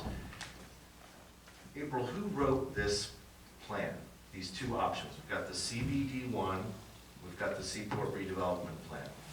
How were those plans in this community developed, going back to? Well, the CBD1 zoning's been in place long before a lot of us. Okay. And then. And that's the That's the zone that existing allows for the commercial 10-foot zoning. setback Right. and the 46-foot high buildings. Right. Okay. And then the Seaport redevelopment plan was started in, I think it was 2003, by the mayor and council. And there were several planning board hearings because that plan has been amended several times over the years. And then this redevelopment plan started in 2017. This is a separate redevelopment zone, it's not the Seaport And that was redevelopment. done by the planning board, correct? Not That was by done by the mayor and council, it was started by the mayor and council. And then it was ultimately approved by the planning board? The redevelopment zone, the mayor and council asked the planning board to do a study. They did a study, agreed that it should be a redevelopment area, and then the mayor and council adopted the ordinance creating it, the redevelopment area. So So when now you the- say that the developer created this plan, Right. can you help me understand Yes. a little better? So declaring this area as an area in need of redevelopment is separate from this draft plan that you're voting on tonight. It's already been declared an area of redevelopment. There's other areas in need of redevelopment. Normally, when there's an area in need of redevelopment in the past so far, they were added to an existing plan called the Seaport Redevelopment Plan. Instead of doing that with these properties, they were never added to the Seaport Redevelopment Plan. That's what this plan would take the place of. So the plan that you're voting on is a plan drafted. The borough planner said at the planning board that it was drafted in close coordination with the developer, is this redevelopment plan. I'm not talking about the site plan or the building plan or any of that stuff. I'm talking about the packet that was handed out at the last council Yes, meeting. I wasn't at the planning board meeting, and I've heard that too, and that's why I just asked April. It doesn't sound to me that, I don't know who said what or what was represented at that meeting, but I mean, it doesn't sound to me that that is what happened, that this was done by the planning board at the direction of the previous council. So what's been presented to me, and I want to make sure that I completely understand this, we have an option to leave it alone, which I think would be really bad for the people that live there. You would still need a redevelopment plan because it's an area in need of redevelopment. I don't think so. No, not, you can still comply with the existing zoning ordinance, which apparently people feel are onerous. So if there is not a redevelopment plan, Right. the option still is to build it per the zoning ordinance. So let's make a redevelopment plan consistent with, consistent with the master plan, right? The master plan says this should be governed by Seaport redevelopment. Now, I'm okay if it's gonna be more stringent than that, there's a couple things I would tweak in that too, but the bulk variances, the bulk requirements here are much less in this plan, and I think that's why it's a separate plan instead of being added to the redevelopment plan, like all of the other properties that have been declared areas in need of redevelopment. So if the developer does not like whatever redevelopment plan we come up with, can he say, scrap the entire redevelopment plan and say, I'm gonna build to the CBD one? Yes. Okay, and we can do nothing about it? Well, if he complies with the ordinance, he has to go to the planning board for zoning, for site plan approval, but he could utilize, that's the existing zoning ordinance. Okay. And how about, how was CBD one established, by ordinance? Yes. Okay, so it would take an ordinance to change CBD one? It's the whole master plan. That's what we have to work on, is That's why I redo was the asking master the plan. planner, we really need to review the master plan. I agree with that also. But in the meantime, you can create an ordinance that changes CBD one. I don't think so. Well, you're starting to change your tail, here, because that ordinance would have to go to the planning board to determine if that ordinance is consistent with the master plan. Right. So, yeah. Anyway, I think the mayor and council understand your point. I think there is some confusion that the master plan doesn't set zoning criteria. Right. That's the ordinance, so they're two different things. They don't, Yeah. they're not. But if you were to do this gentleman just suggested, and change the CBD1 zoning requirements, that has to go back to the planning board to determine whether or not that's open, just like Right. if it's compliant with the master. Well, I think it would, because the master plan also says that these properties should be in the Seaport redevelopment plan, which is 3.5 stories, parking. Right, but the developer does not need to adhere to that. It's not a seaport redevelopment. But the master plan says It should be. But even if it was, the developer could just say, I'm just gonna do CBD one. Wouldn't they need to go to the planning board They'd have to go. to see whether it complies with the master plan or not? There's 3 or 4 things going on here now, hold on. I think you started with, what if you just amended the CBD1 zoning plan? That zoning ordinance, like this one, after it was presumably discussed, voted on first reading, will go to the planning board to determine whether it's consistent with the master plan. Does that answer your question? We're starting to, as I said earlier, we're starting to chase our tail a little bit here. I think everyone understands. Okay. So I would say, what I would ask is that we're looking at this as a choice between this or CBD1, and I think choice number 3 is make tweaks to this. Yes, but that needs to not only satisfy us, but in order to keep the developer from throwing up his hand and saying, I'm just gonna do CBD one, we need to negotiate that with him. Right? So all I'm trying to get to is the enumeration of our choices. One is, we could build, say, go do CBD one. I don't think anybody wants that next to your property. Okay. Option 2 is put it in the Seaport redevelopment, right? Can you do that, Jared? Well, it's not in the Seaport. But you could put, right? You could, well, hold on. The gentleman suggested there's option 3, which is to change the requirements in the CBD1 zone. I know, but, Well, but that changes. But that would be for future projects. For future projects, and everyone else that's in the CBD one. Yeah. I'm trying to deal with what's going on with this property right now. right. So, we've already determined that if CBD one is just to stay CBD one, building to those specs is not attractive for this piece of property. Right. put it in the Seaport redevelopment, which has a different set of standards, which may not be attractive to the developer. So this is what's negotiated to meet the need. Well, that's what the plan is now after discussions and negotiations with the redeveloper. That's correct. But, okay, I'm sorry. All right, we'll move on. Yes, sir. Labyrinth Reynolds, 201 9th Avenue. Bought my home on 9th Avenue 40 years ago, so I've been around for a while. We have on 9th Avenue a very, very nice block.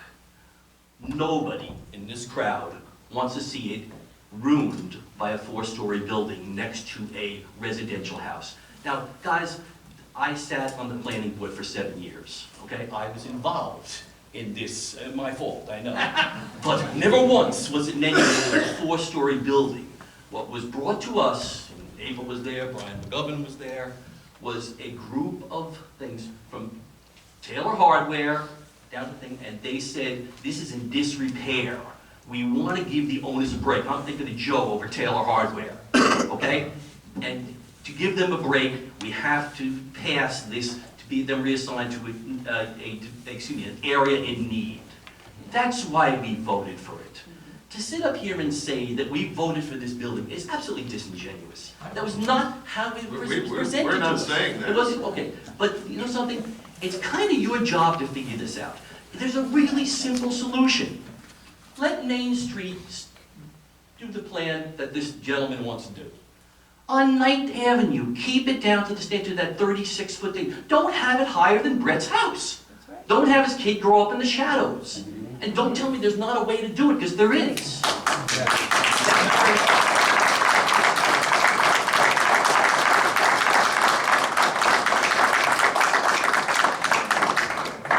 Anyone else? Yes, sir. Gary Lockwood, 4th Avenue. With all the redevelopment that's going on, with 5th Avenue, what you plan for 9th Avenue, and what's going up by the railroad tracks, and all the McMansions that are getting torn down and getting rebuilt, how long is it before the infrastructure starts to fail? Before this water, especially the sewer. I have neighbors here that have been here all their lives, and they haven't seen any upgrades in the sewer system or the water system. It's going to fail sooner or later. I think I would address it sooner than later. Thank you.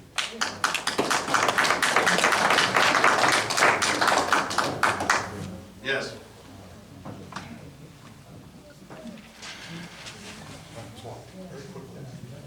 Jerry Buccafusco, 5th Avenue. Councilman Carvelli, I just want to straighten out what I think was an incorrect, or you might be having misinformation. If this property, well, let's just say property in the Seaport redevelopment zone currently, if somebody wants to build there, they must follow that plan. They don't have the option to negotiate, correct? Not quite. Why is that?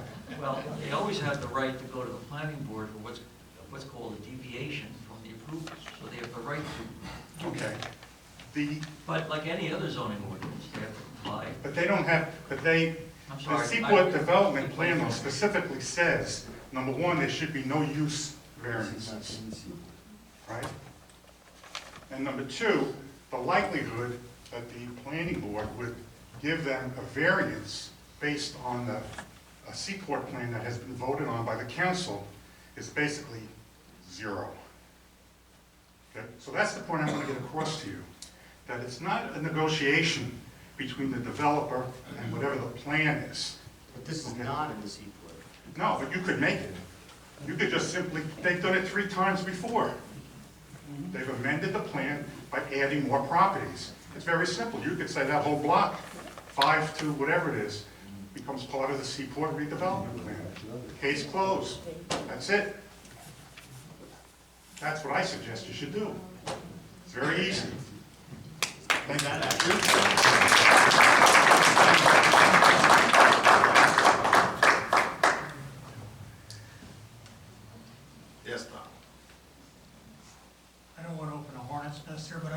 planning board for the Tom Burke. Tom Burke, 10th Avenue. Catty corner of the property in question, by the way, so I'm gonna have to recuse myself when it comes up. But this issue about Seaport redevelopment, the area in question originally was part of the Seaport redevelopment plan. And I'm not sure, April probably has a better history of that. For some reason, I think even with lawsuit or something going through Trenton and Community Affairs, those, I think, between 8th or maybe 9th Avenue, east of Main Street, were removed from the Seaport redevelopment plan for, I don't know what reason. So they currently are not part of the Seaport redevelopment plan. Why they were removed, I'm not 100% sure, but they were part and were removed. Thank you. Thank you. Anyone else?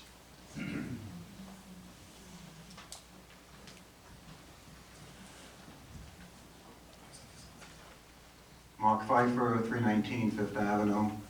Even if it does go down to a 2- or 3-story building, I'm just want to be sure there's no pilots involved in this at all. We didn't even get there yet.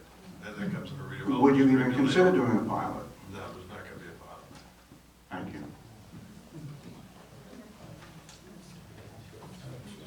Anyone else? No.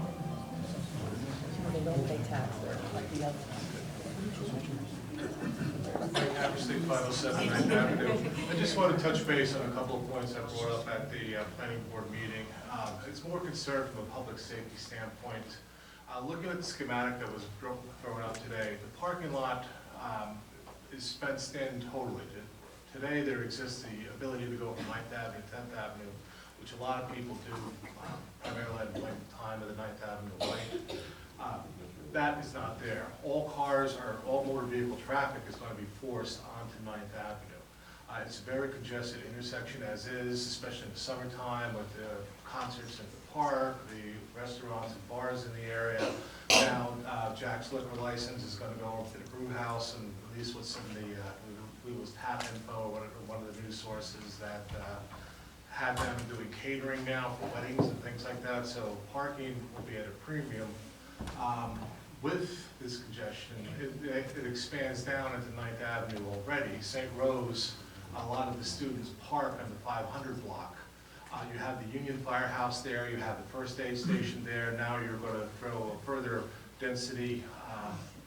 It could be a safety hazard for people, the first responders to get to locations where they're needed.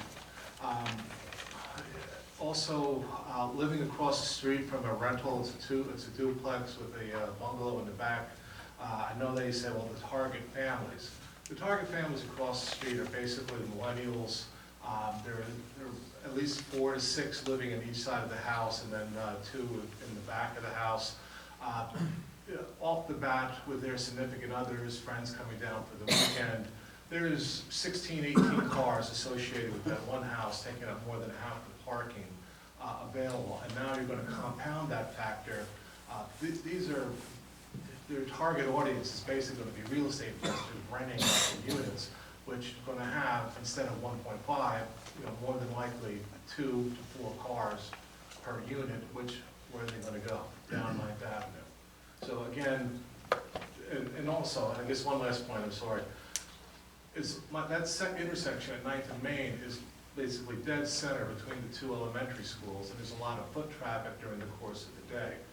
Now, I know I'm already experiencing issues with the garage underneath the new apartments or new condos, whatever they are, 10th and Railroad. Once the gates go down, lights change, cars shooting in and out, and today almost broadsided a Cadillac Escalade shooting through that little turn to get into the garage.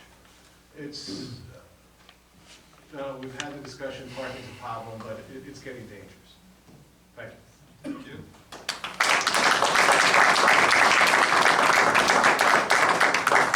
Anyone else? Up back there. Anita Pectorelli, River Ridge Apartments. As always, my concern is the fire department. Can the fire truck go around these buildings? with each building and with each piece of building that you put in, each apartment, you're adding more residents to the town, and you're putting George's life in danger. You're putting George's son's life in danger. We have a fire truck crisis. Our fire trucks, our oldest fire truck is 2008, which means every other fire truck is older than that. You are adding population to the town. You are adding structures that are 4 stories high. You're adding gated parking so a fire truck can't get around. Doesn't the fire company have to come and check these things out? I mean, you're putting people's lives in danger. I just don't understand how we could build anything until we fix our fire truck crisis. Thank you.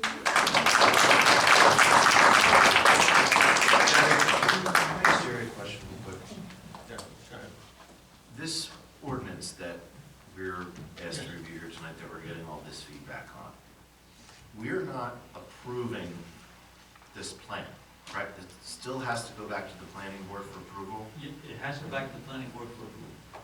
So this, what the developer presented us tonight was just, is a conceptual Well, project. yes and no. If Okay. you approve this ordinance and you approve that plan, the developer can go to the planning board and say, this is the approved plan, just like it's an approved zoning ordinance, and it's in compliance with the zoning ordinance, it's a compliance plan.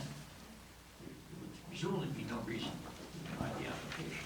Or the developer could go to the zoning board with a plan that's in compliance with the zoning and put a building that's 10 feet off of But property if line. we go to the planning board for that also. We go yes. for the planning board for Yeah, that because too. it would be in compliance with the zoning. And so if we didn't change it to make it more restrictive, Right. The only thing that, the developer could revise the plan, have it bigger, bulkier, Yes. closer to the property line, meet the requirements, and go to the planning board and get it approved. yes. And the other part of this, that in this plan, it has to go to the TDRC, which is the Technical Design and Review Committee, for what the colors are gonna be, what the siding's gonna be, what it's gonna look like. So that's a whole other committee where if it gets built in the CBD1, it's not required to do that. So Yeah, I don't think there's any requirements in the zoning ordinance as to what the building looks like. So all these upgraded materials, the brick, the cedar siding, all that stuff, the developer could say, I'm just gonna build a box, and I'm not saying he's going to, but he could Yes. value engineer more expensive building materials out, build a building with less quality, closer to the property line, under the current zone. That's correct. And it wouldn't be before us. It wouldn't even have to come before us. No, just go to the planning. All right, yes. Hi, Mark DeLoya, 603 9th Ave. Something I wanted to mention that I hadn't really heard discussed is 9th Avenue is our town square, Piano Plaza. It's a beautiful open-air venue. Do we really want a mammoth structure eclipsing the sky directly in front of our town square? Just so a developer can further that process?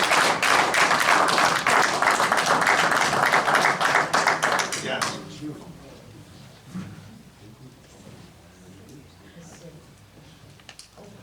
Tom Giordano, 605 9th. I have one simple question. All these great people here, nobody wants this. Would you please look out here and look at these people? They don't want it. I don't want it. You're our leaders. We voted for you guys. We asked you to trust. Don't make this town what it isn't. Brett brought it up before. What do you want to do? Change the character of this town? Putting up 4 stories like on 10? You want to put that on 9? You guys in this, most of you live here, right? But none of you will be where we are when it's done. Mark, you're on Ocean Avenue. You're on 11th. I get it. You won't deal with what we're going to deal with.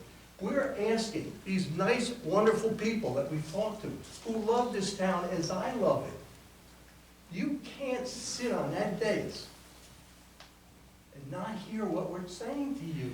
But we do. We hear that. But you're not doing anything about it. Yes, we are. Let me tell you. No. Stop. You're not going to move If we do nothing Say here, that's great. if we do nothing here, do you understand the developer can go and do what he needs to do? So all you the way have back? no authority? The zone right now is 45 foot high. I understand that. It allows for 4 stories. The density is controlled by parking, so he can take out the whole underneath, put all the parking he needs in, and have his building. So the council has no authority to... Well, not with the current zoning, not with the current zoning. Change it. Yes, and that takes time. Change We it. have to do a whole, the whole thing has to be. Then you need reviewed. to take all redevelopment and change it. Hey, listen, we're in a difficult situation up here, but I want to make something clear. This is not about what we want or don't want. This is about the choices that we have. And the choices that we have are to make it better or to leave it really bad. And I think it's our responsibility up here to do the right thing for the residents of this town and have a project. And that choice may still not be what we want, but I think it's really clear, and we've heard a lot, that the residents want us to do, want to redo the master plan, and, that's something that's in the works certainly to be done. So don't say, people are saying this is what we want or don't want, and that's not the case. Yes, sir. Mike Long, Ocean Avenue, and there are 2 sides to every story, 2 sides to every coin, and I do not agree with the gentleman who was just up here. Not everyone in this room is opposed to this project, because I am not opposed to it. In fact, when I looked at the presentation tonight, I'm now in favor of it. And also, I wouldn't want anyone to think, just because I don't live on 9th Avenue just off of Main Street, that it's easy for me to say that, because a few planning board meetings or Board of Adjustment meetings earlier in the year, there was a project that came up right across the street from me, the White House. And there was a large contingent of people who were opposed to that. And I was asked about it and publicly, and I was in support of it because I thought it was good for the community. I thought it was good for the property values.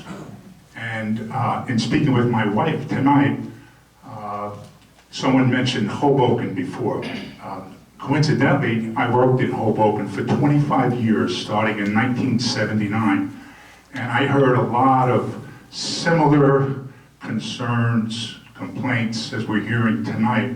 And 20 years ago, when that town was changing, and it did go through an unbelievable transformation. And today, I don't think there's anyone that in the town of, or the city of Hoboken, who would argue with what their property values are now, and how it's become a vibrant community on Main Street, along the water. It's on the water. There's a lot of similarities between Belmar and Hoboken. No way. No Where's the way. beach? Where's the beach? No way. We have 3 children. They're going to be here a lot longer than I am, and they love Belmar even more so than we do. They went to school here. They're growing up here. They're the ones who are going to inherit our property, and they want positive things. They're not opposed to change. So anyway, despite how everyone feels, it took a little bit of courage to get up here and, go against the common thread. And I just wanted to let you know that I think that there are other people that feel like I do. They may not want to stand up and speak like this, but thank you for giving me the opportunity to voice another side of the story. Rose Gagnon, 201 9th Avenue. I just want to ask you, will there be shadows on your house from this building? No, there won't. There won't. Okay, a couple of things. When Mr. McCracken, Mr. Walsifer, and Ms. Mrs. Juan were running for office, I talked to you about this because this bothers me, the redevelopment, the overdevelopment. I don't even call it redevelopment, it's overdevelopment. And in the process of running for office, you agreed with me. We don't need all this intense building and stuff. I guess things have changed. But I would like to ask, I know there were some people clapping, and that's fine, everybody's entitled to opinion, but how many people out there don't want this project? Anybody can answer? Okay.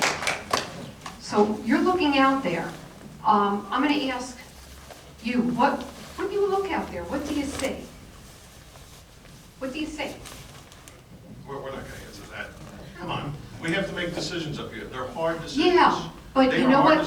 They are hard decisions. To everybody. They are hard decisions, but there's a lot of people out here that are looking at you and saying, are they going to support me as a resident and a voter, or are they going to support a developer? We have to look at what's best for Belmar. That's what we're all. But you know what? It's not, we are Belmar. Not you, we are Belmar. Do you understand if we do nothing, what the developer can do? Why don't you just, you don't understand why that. don't you just leave the property alone? Just leave it alone. You don't think that property will ever get developed? No, that's never going to happen. Well, it It's doesn't gonna happen, get it developed. doesn't have to happen on your watch. But do you understand there are things in place that the developer don't even have to come to us? He could just develop it. We can't do that as private citizens. If I knock my house down, I can't go as tall as I want to. Sure you can. If you're all in, if you are in what you could build, setbacks and everything else, you can build it where you want there.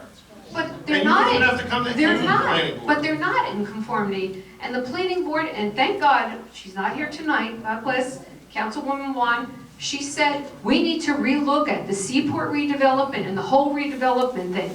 People were chosen, and I'm not doing this on your watch, it was on other watches. People that were representing us, and then their hand-picked groups, did this redevelopment plan. We don't like it. We don't want it. What do we do? I'm asking you, what do we do to stop it?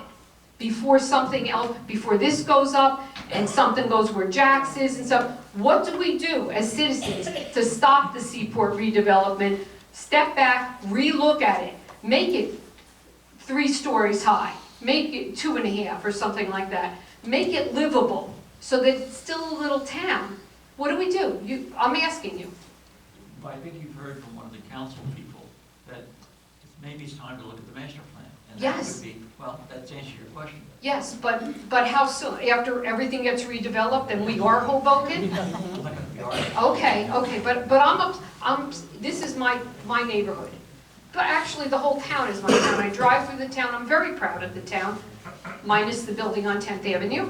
But I sometimes I don't think that you guys are listening to us. I really don't. And you know what? You come around when you're running for re-election. You 2 gentlemen sat with my husband on the porch and talked. That's great. That's wonderful.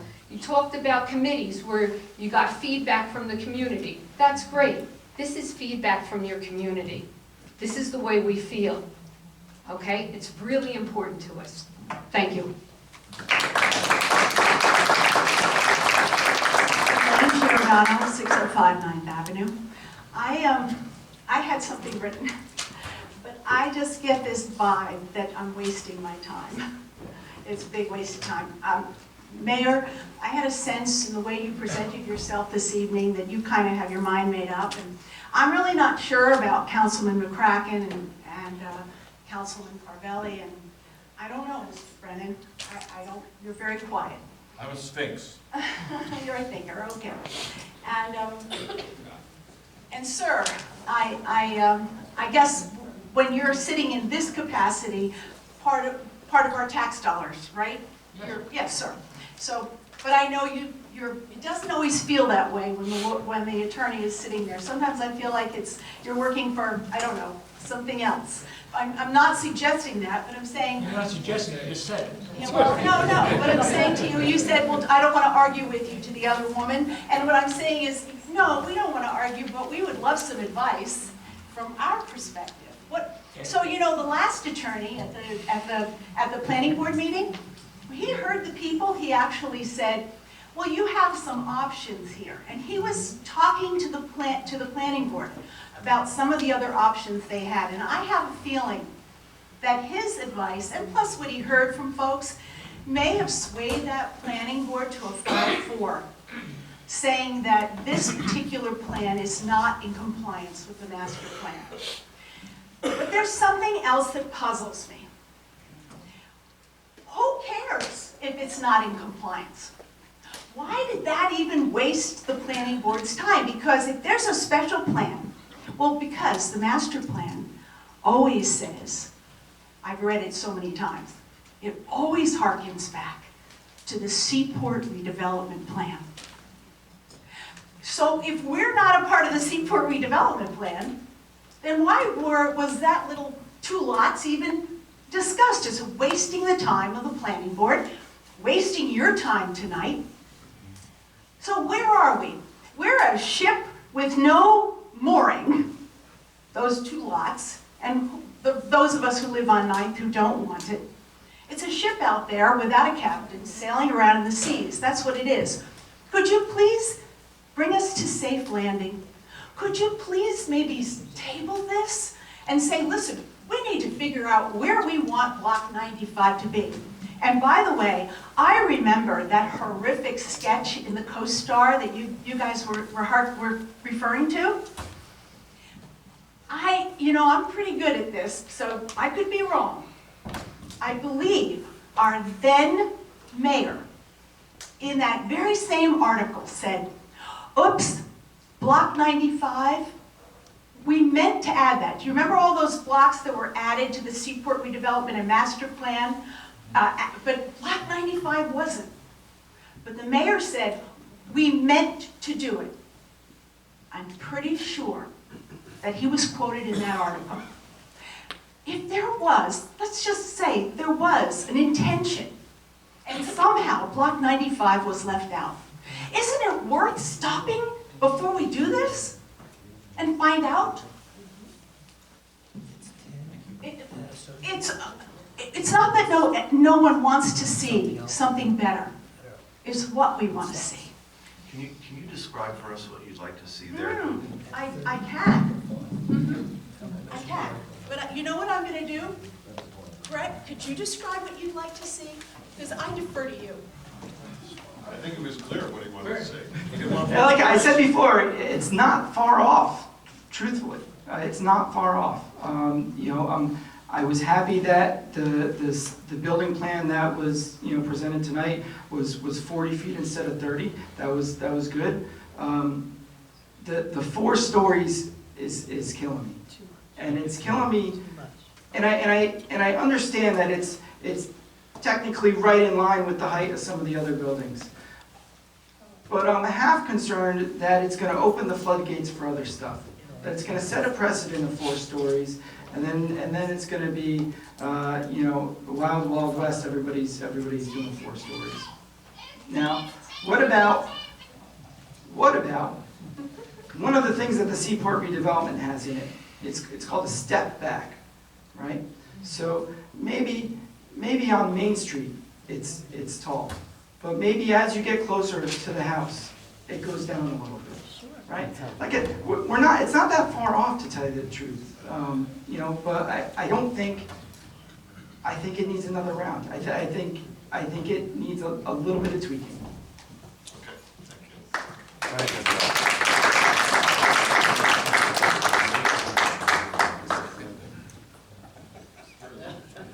Oh, that's it.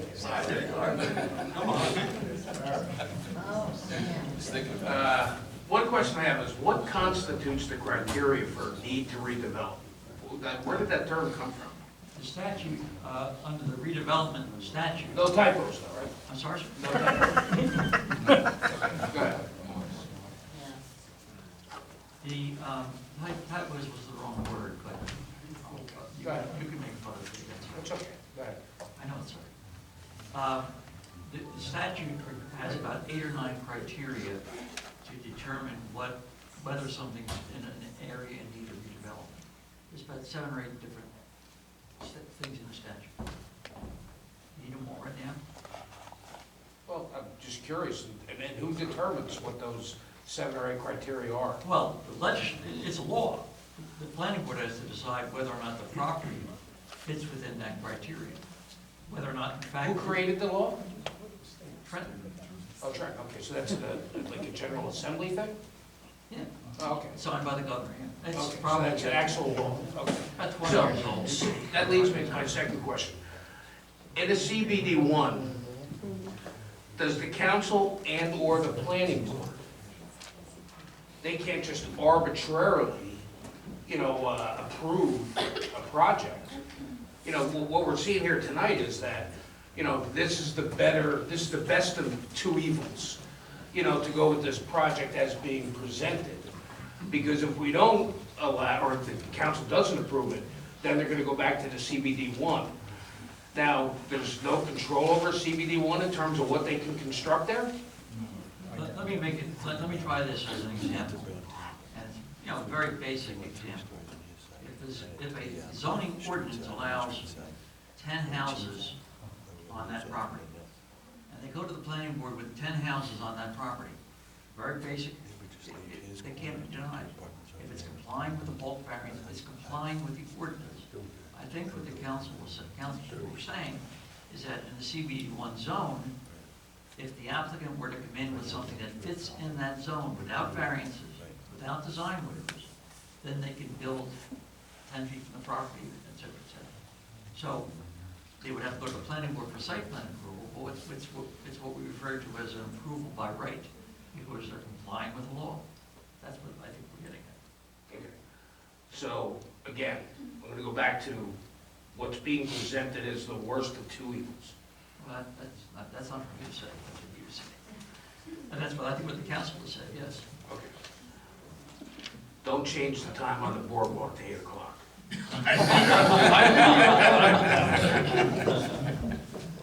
Yes.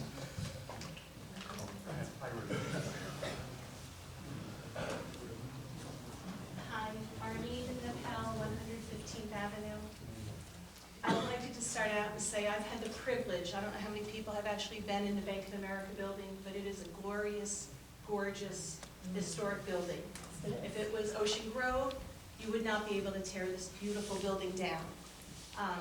That being said, I understand what you're talking about, this is allowed, this isn't allowed. And I've had it up to here with people making the most of the properties. If you're allowed to build 30% of the property, why did 10th and the Tracks be able to build on 95% of the property? I don't know what the numbers are, 500%, but that building is ridiculous on 10th and the Tracks. 50 years ago, some undesirables on whatever board said, okay, Marina Towers, go ahead, go 9 stories up on the river. And now, you see the next step down, so you got the extra large and then the large.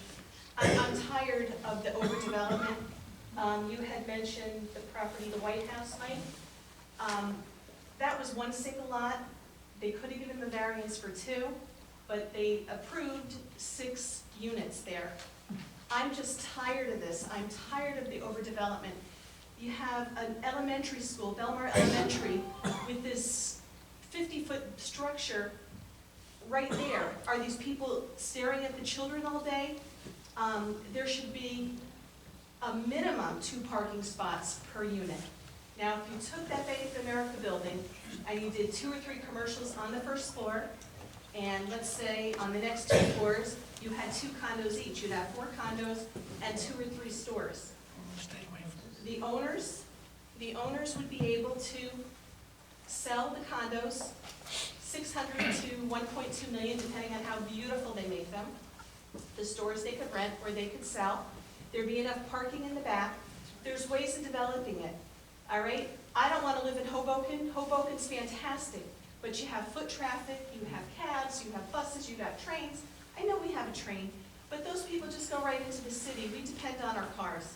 I have been, since they approved the 4-story building, every time I drive down 10th or up 10th, I take pictures of the traffic. And you should see the traffic now, and the things coming and going. And it's not fully occupied. Like I said, I'm up to here with what's going on in town. For Marina Towers, okay, fine, that was a mistake. Okay, 10th and Tracks is a mistake. But 9th Avenue, Piano Plaza, it doesn't deserve this. We deserve better in our town. I remember, I've been in town over 30 years. I remember when Pringle was here, he was like, get rid of the multifamilies, we want to be like Spring Lake. I was fine with that. I don't see Ocean Grove trying to be like Long Branch or Hoboken. Why should Belmar be over-occupied? We can't handle the traffic and the parking right now. I don't know if you guys drive up 10th or 8th Avenue and get stuck in that gridlock in the summer, but it is the most frustrating thing ever. We don't deserve that. We should be able to bike around town, we should be able to park in town, we should be able to go to our stores, and that's all possible. You want to develop a property? Sure. 2 parking spots each. And I'm sure there was something else I wanted to say, but thank you for your time.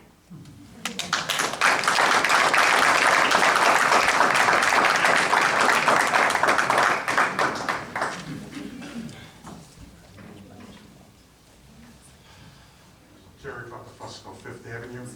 A question that I would have for council would be, right now you're setting the picture as well. You know, we have CBD 1 or we have our plan. And if we don't do our plan, then the developer is going to go to CBD 1, right? I think you have another option, and that is a timeout. In other words, seek legal counsel. What can the council do to temporarily put a stop to development until you decide whether or not this property or the other properties next to it should become part of the Seaport redevelopment plan? I don't want people to have the impression that this is going to be a race to the planning board. Like, oh, you know, they didn't pass it tonight, so tomorrow they're going to go to the planning board and they're going to put in for a building that's 4 stories and 10 feet off the residential property. Ask council for an opinion. What can we do to slow this down so that we can see what should go there, whether we should modify our current plan, whether we should add it to the Seaport plan? The sense of urgency that I'm getting is really, I think, false. And I think... Can I answer your question? No, I mean, I'm talking to the council. I'm telling them that they need to speak with you about what your options are, because you do have other options. I just don't think you're aware of them at this point. Jerry, can you chime in? I'll try to give it to you, yeah. Stay there, sir. Please. The council always has the right to look in cooperation with the planning board, to look how we should change zoning ordinances, comes in with a master plan, all things we talked about. The law changed about 4 or 5 years ago. Previously, before that, towns and municipal bodies would change an ordinance, become more restrictive after an application was filed with the planning board. In other words, let's say that the zone allowed 300 apartments, and a guy applies for 300 apartments. Before the matter was heard before the planning board, the governing body would change the ordinance to only allow 100 apartments. That was allowed. It's no longer allowed. The law was changed. You cannot change the zoning once the application to the planning board is submitted. So to answer your question and take it to a very big extreme, they could come in next week with a plan which complies with the CDB1 zone now. Right. And if they do that, we can't change the zone. We can change the zone before they do that. Right. Change it tonight. But the council could effectively have a special meeting at the end of this week and declare that they're going to change the ordinance, or they're going to move that property into the Seaport redevelopment plan. Can the council say it's not going to accept any applications for redevelopment? Now, hold on a second. If the council decides to do anything like you just suggested, it could take 2 or 3 months. It's got to go to the planning board. Got to come back, which is all fine. In the meantime, the developer can submit an application in conformance with the existing zoning ordinance. Why would it take 2 to 3 months to move the properties that have already been designated in need of redevelopment into the Seaport plan? You have to develop a plan. You're moving it into the Seaport redevelopment plan. It's been done 3 times before. And you have to go to the planning board for review. I mean, you know better than I. No, I don't. I'm asking the question. I'm telling you, it would take, well, first of all, this is December.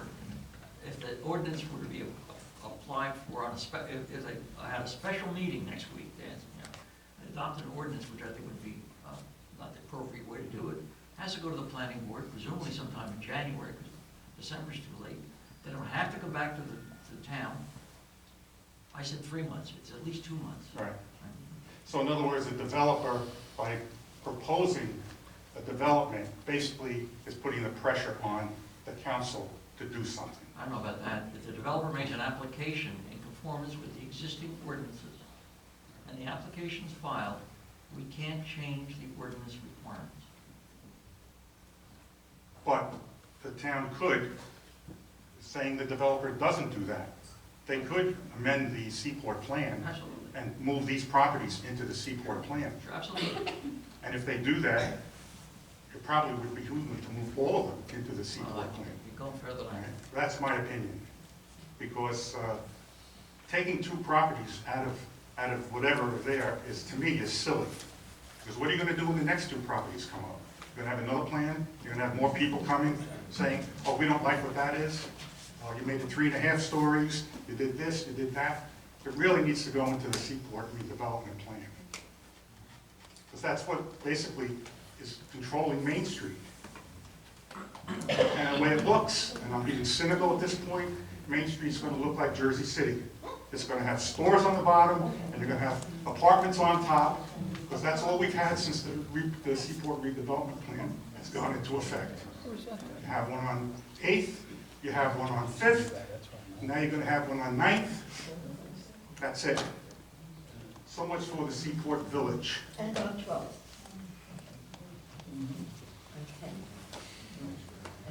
Hi, Michelle Lomas. Is the owner of the lots here today? The developer's here. Is the owner? The ownership. Yes. They said yes. Are you the owner? I'm the owner. I'm sorry. I am the You're owner. the owner. So after everything you've heard today, will you consider revising your plan? Sorry, you're asking? Would you like to get into a dialogue? I don't know if that's really appropriate. Yeah, I don't. No, I just want to know if it's a consideration. Why not? That would be a discussion for us and him. Why can't she We're not ask? going to have a discussion with you and the developer. Why not? No, because we're not. Why not? A simple yes or no. Would you consider changing the plan? It would be a discussion with our planner and us, see what kind of changes we do. Furthermore, though the question may be simple, that doesn't mean that it isn't something of a trap. I would consider many different things, and in fact, I considered that we put together a great plan. We could have gone under CBD 1, which is what I expected to do when we bought the property. But this was an opportunity to come up with something that was better for all concerned. You don't see it as such. I respect that you don't see it as such. I don't think anybody is here for anything other than the best of motivations. I don't question anybody's motivations, and I respect what you're saying. But you don't care for the plan we put together. So I'm not so certain, whereas the plan we put together, from a fiscal perspective, from a money-making perspective, is already inferior to what we could do under CBD 1.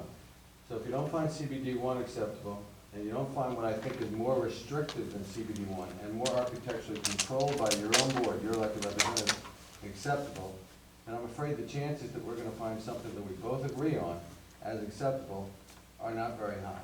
So it's not that I wouldn't do anything or would dismiss anybody in this room out of hand. In fact, I have a lot of respect for people in this room. I live in this town, and I care about this town. I thought that I was doing the right thing by this project by putting it, by engaging in discussions about something that was more restrictive than the CBD 1.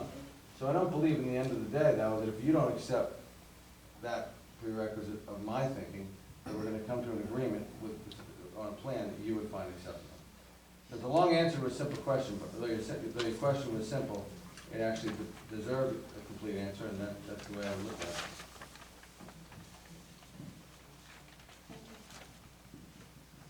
Anyone else?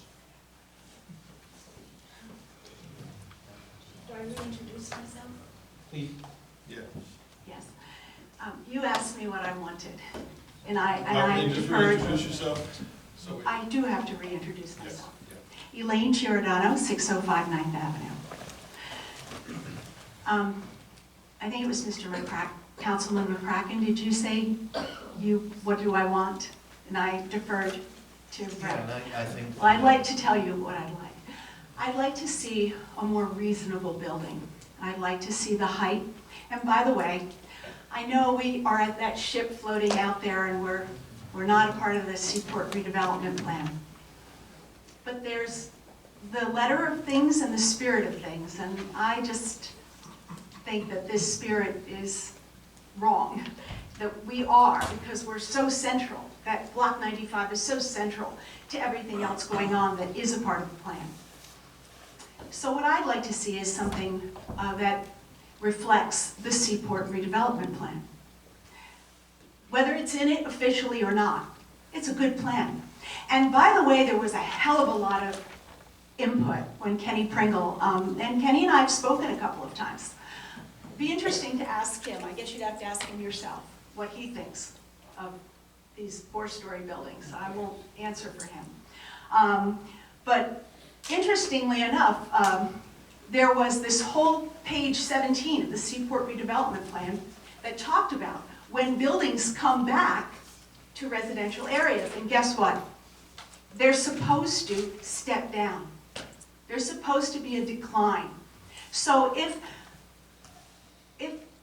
the first house is 36 feet, then what faces them, what they look at should be no higher than their house. And I guess, from the developer's perspective, this just isn't fiscally enough. I understand that, but I think you've had great advantage, sir. I think you've had an opportunity to meet many times with the planners and so on and have input. Where was our input when this was being discussed?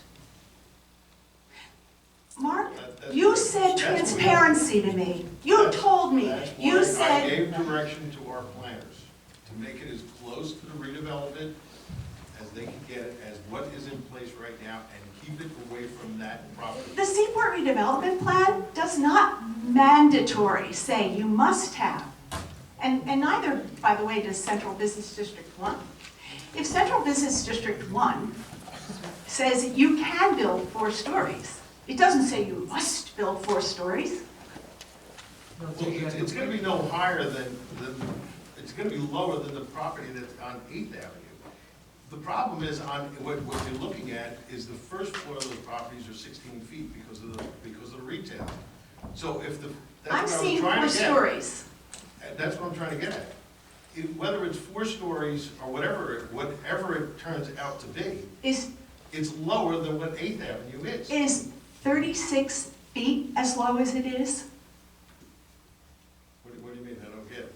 It's The 45, building. and that's what allows in the master plan. But again, the master plan harkens back to the Seaport redevelopment plan for its architectural design.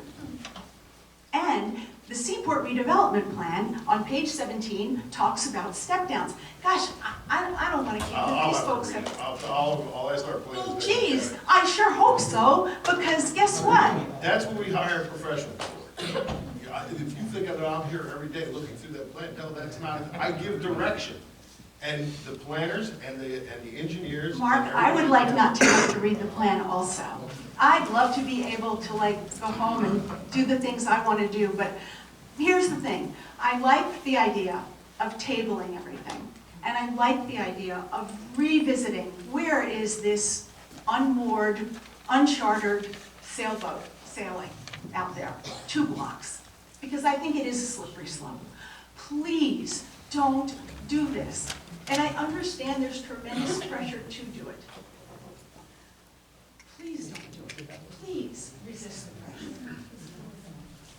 Mayor, can we respond? Thank you.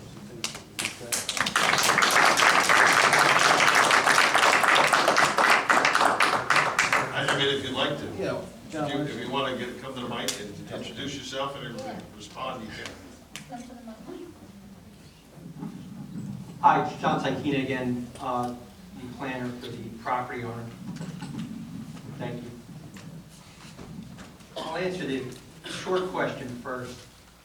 So the board understands the step back of the Seaport redevelopment plan. Okay?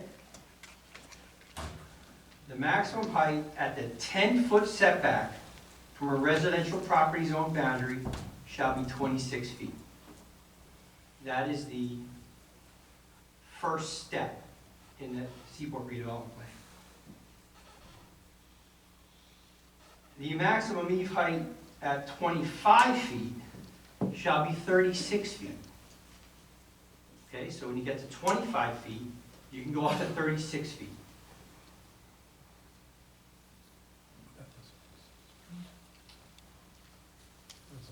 Beyond 35 feet, the maximum height shall be no greater than 49 feet, 6 inches. So, a building at 40 feet would be permitted to be 49 feet, 6 inches in accordance with the Seaport redevelopment plan adjacent to the property on 9th Avenue.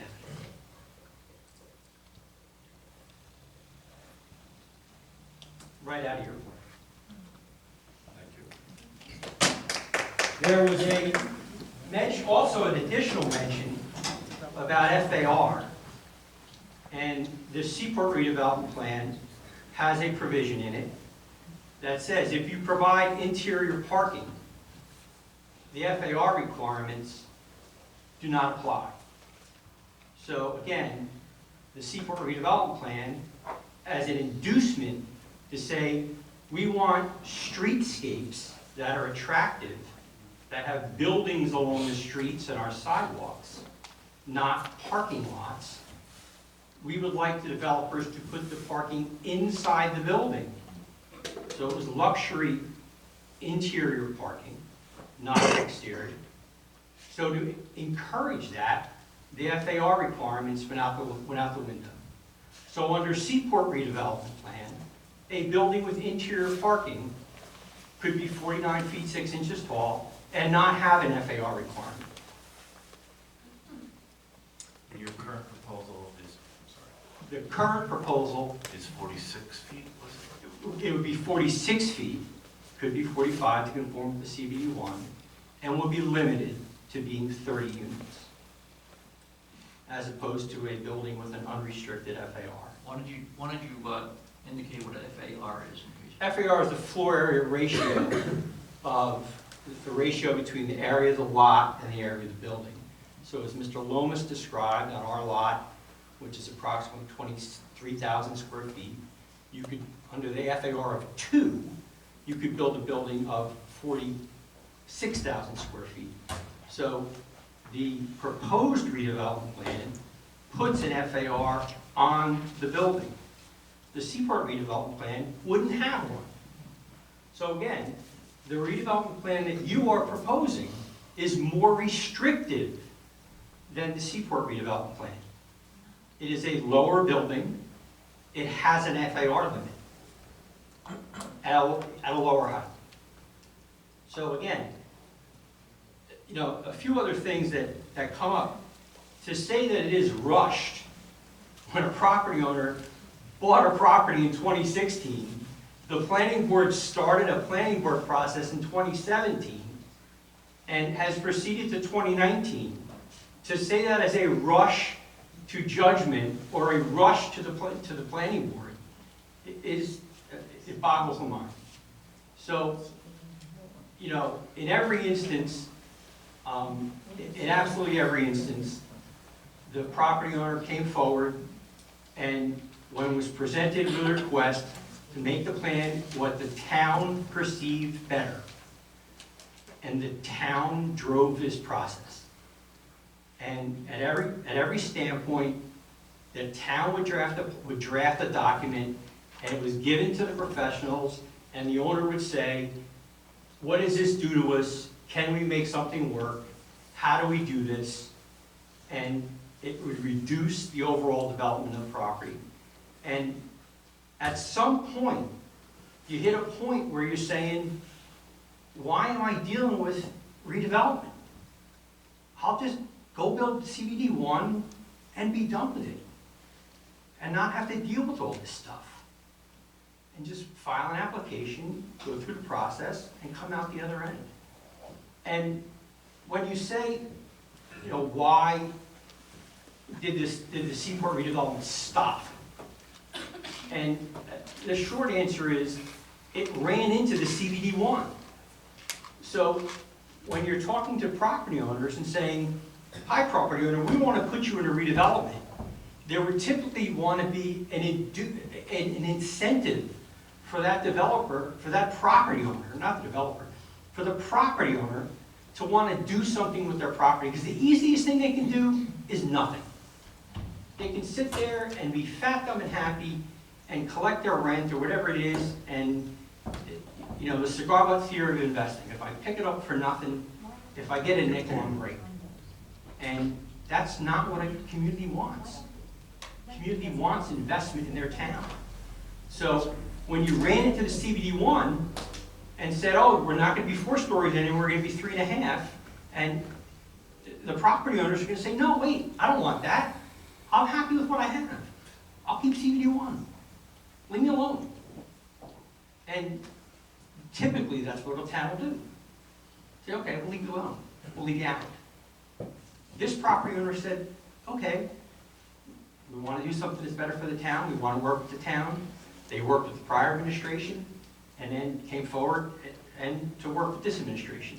That's the thing about owning property. You know, if I own a widget business and I don't like the way my widget business is going because the town is being mean to me, I can pick my widget business up and move it to the next town.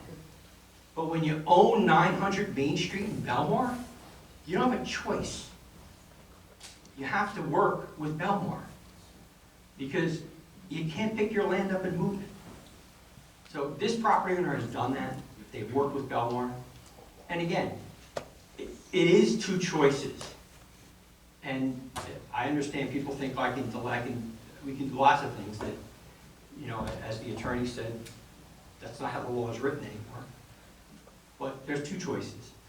There's CBD1, 4 stories, all the other stuff,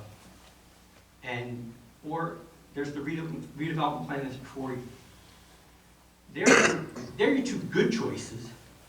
I mean, you can go Seaport as well, but I think I just pointed out that's not the best kettle of fish either. It's not the panacea that people are making out to be, which, and maybe it's the panacea because it's something different. I understand that, but you know, when you're up here making the hard choices that you have to make as a governing body, I think that your 2 choices are CBD1 and the plan that you have in front of you. And I think they're 2 reasonable choices. Obviously, we think the redevelopment plan works, but you know, again, the property owners have a choice. If you say, that's not it, then they're going to have to move forward, CBD1, and do something. Because right now, the building's just sitting there rotting. And that's not doing anybody any good.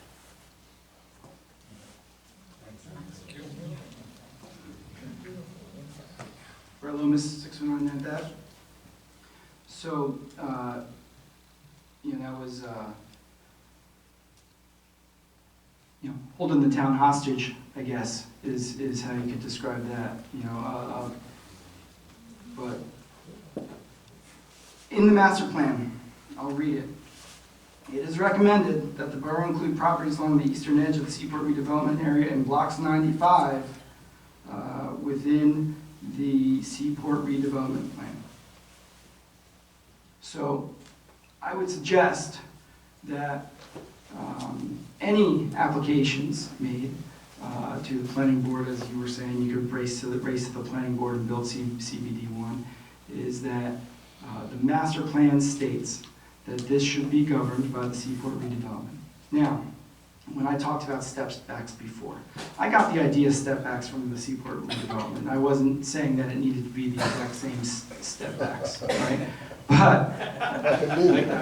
But I will say that the distances that you gave were the closest distance, not the furthest distance, right? They said past 35 feet, it could be 49, whatever, right? But up to 35 feet, it would be the 36, I believe. In addition, the The FAR provision for the interior parking, right, is also in this plan. It's the same provision, it was copied over from that. So the FAR doesn't go out the window, as was stated, it just doesn't include the parking area of the building, right? And the last thing I would say is that, I know that you said you wouldn't consider a pilot, but this plan does include a provision that says that tax incentives are going to be used in the benefit of the developer. I've said before, I just want it to be reasonable, right? I just want it to be reasonable, and I don't think it's far off, all right? Brad, can I just ask you a question? Yeah. Because several, taking notes on what everybody says, and there's a consistent theme that people want this property put into the Seaport redevelopment plan. I mean, many people have said that this should be in the Seaport redevelopment. As an alternative to CBD1, yeah. Okay. Right? What is it in the Seaport redevelopment plan, in your perspective, that is better than what we would have now? Because, I mean, the owner's representative just said Seaport redevelopment plan could be worse. So, yes, and there's definitely trade-offs, I would say, right? The Seaport redevelopment would limit density by limiting the parking. One of the big differences, I believe, is the parking. Another one is that, the 30-foot setback in this plan, right? This plan is a 30-foot setback. I know that they said they're going to make it 40, but it's 30. So at 30 feet, according to this plan, this draft plan, at 30 feet, the building could be, I think they say that the principal parts of the building are going to be 46 feet, but the actual building can go up to 52.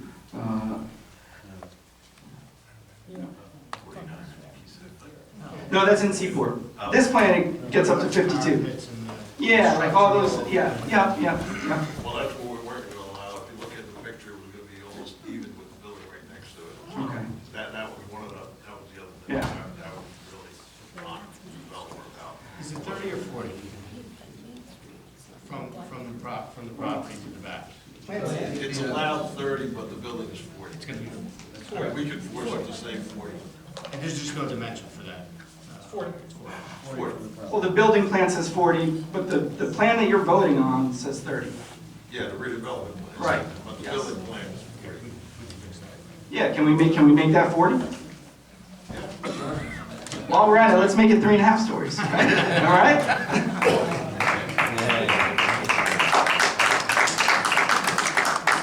All right, anyone else? All right. Can I have a motion to close the public hearing? I'll make a motion. Second. All in favor? Aye. And then, as far as ordinance 2019-35, we need a motion to table or a motion to adopt. April, I'm going to make a motion, we table that ordinance to a later date. So that we can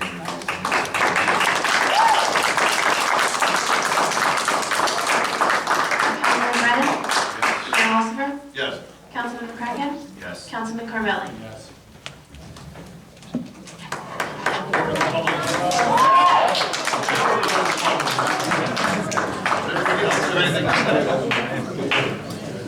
All right. A motion to close the public session and adjourn the meeting? Motion. Second. All in favor? Aye.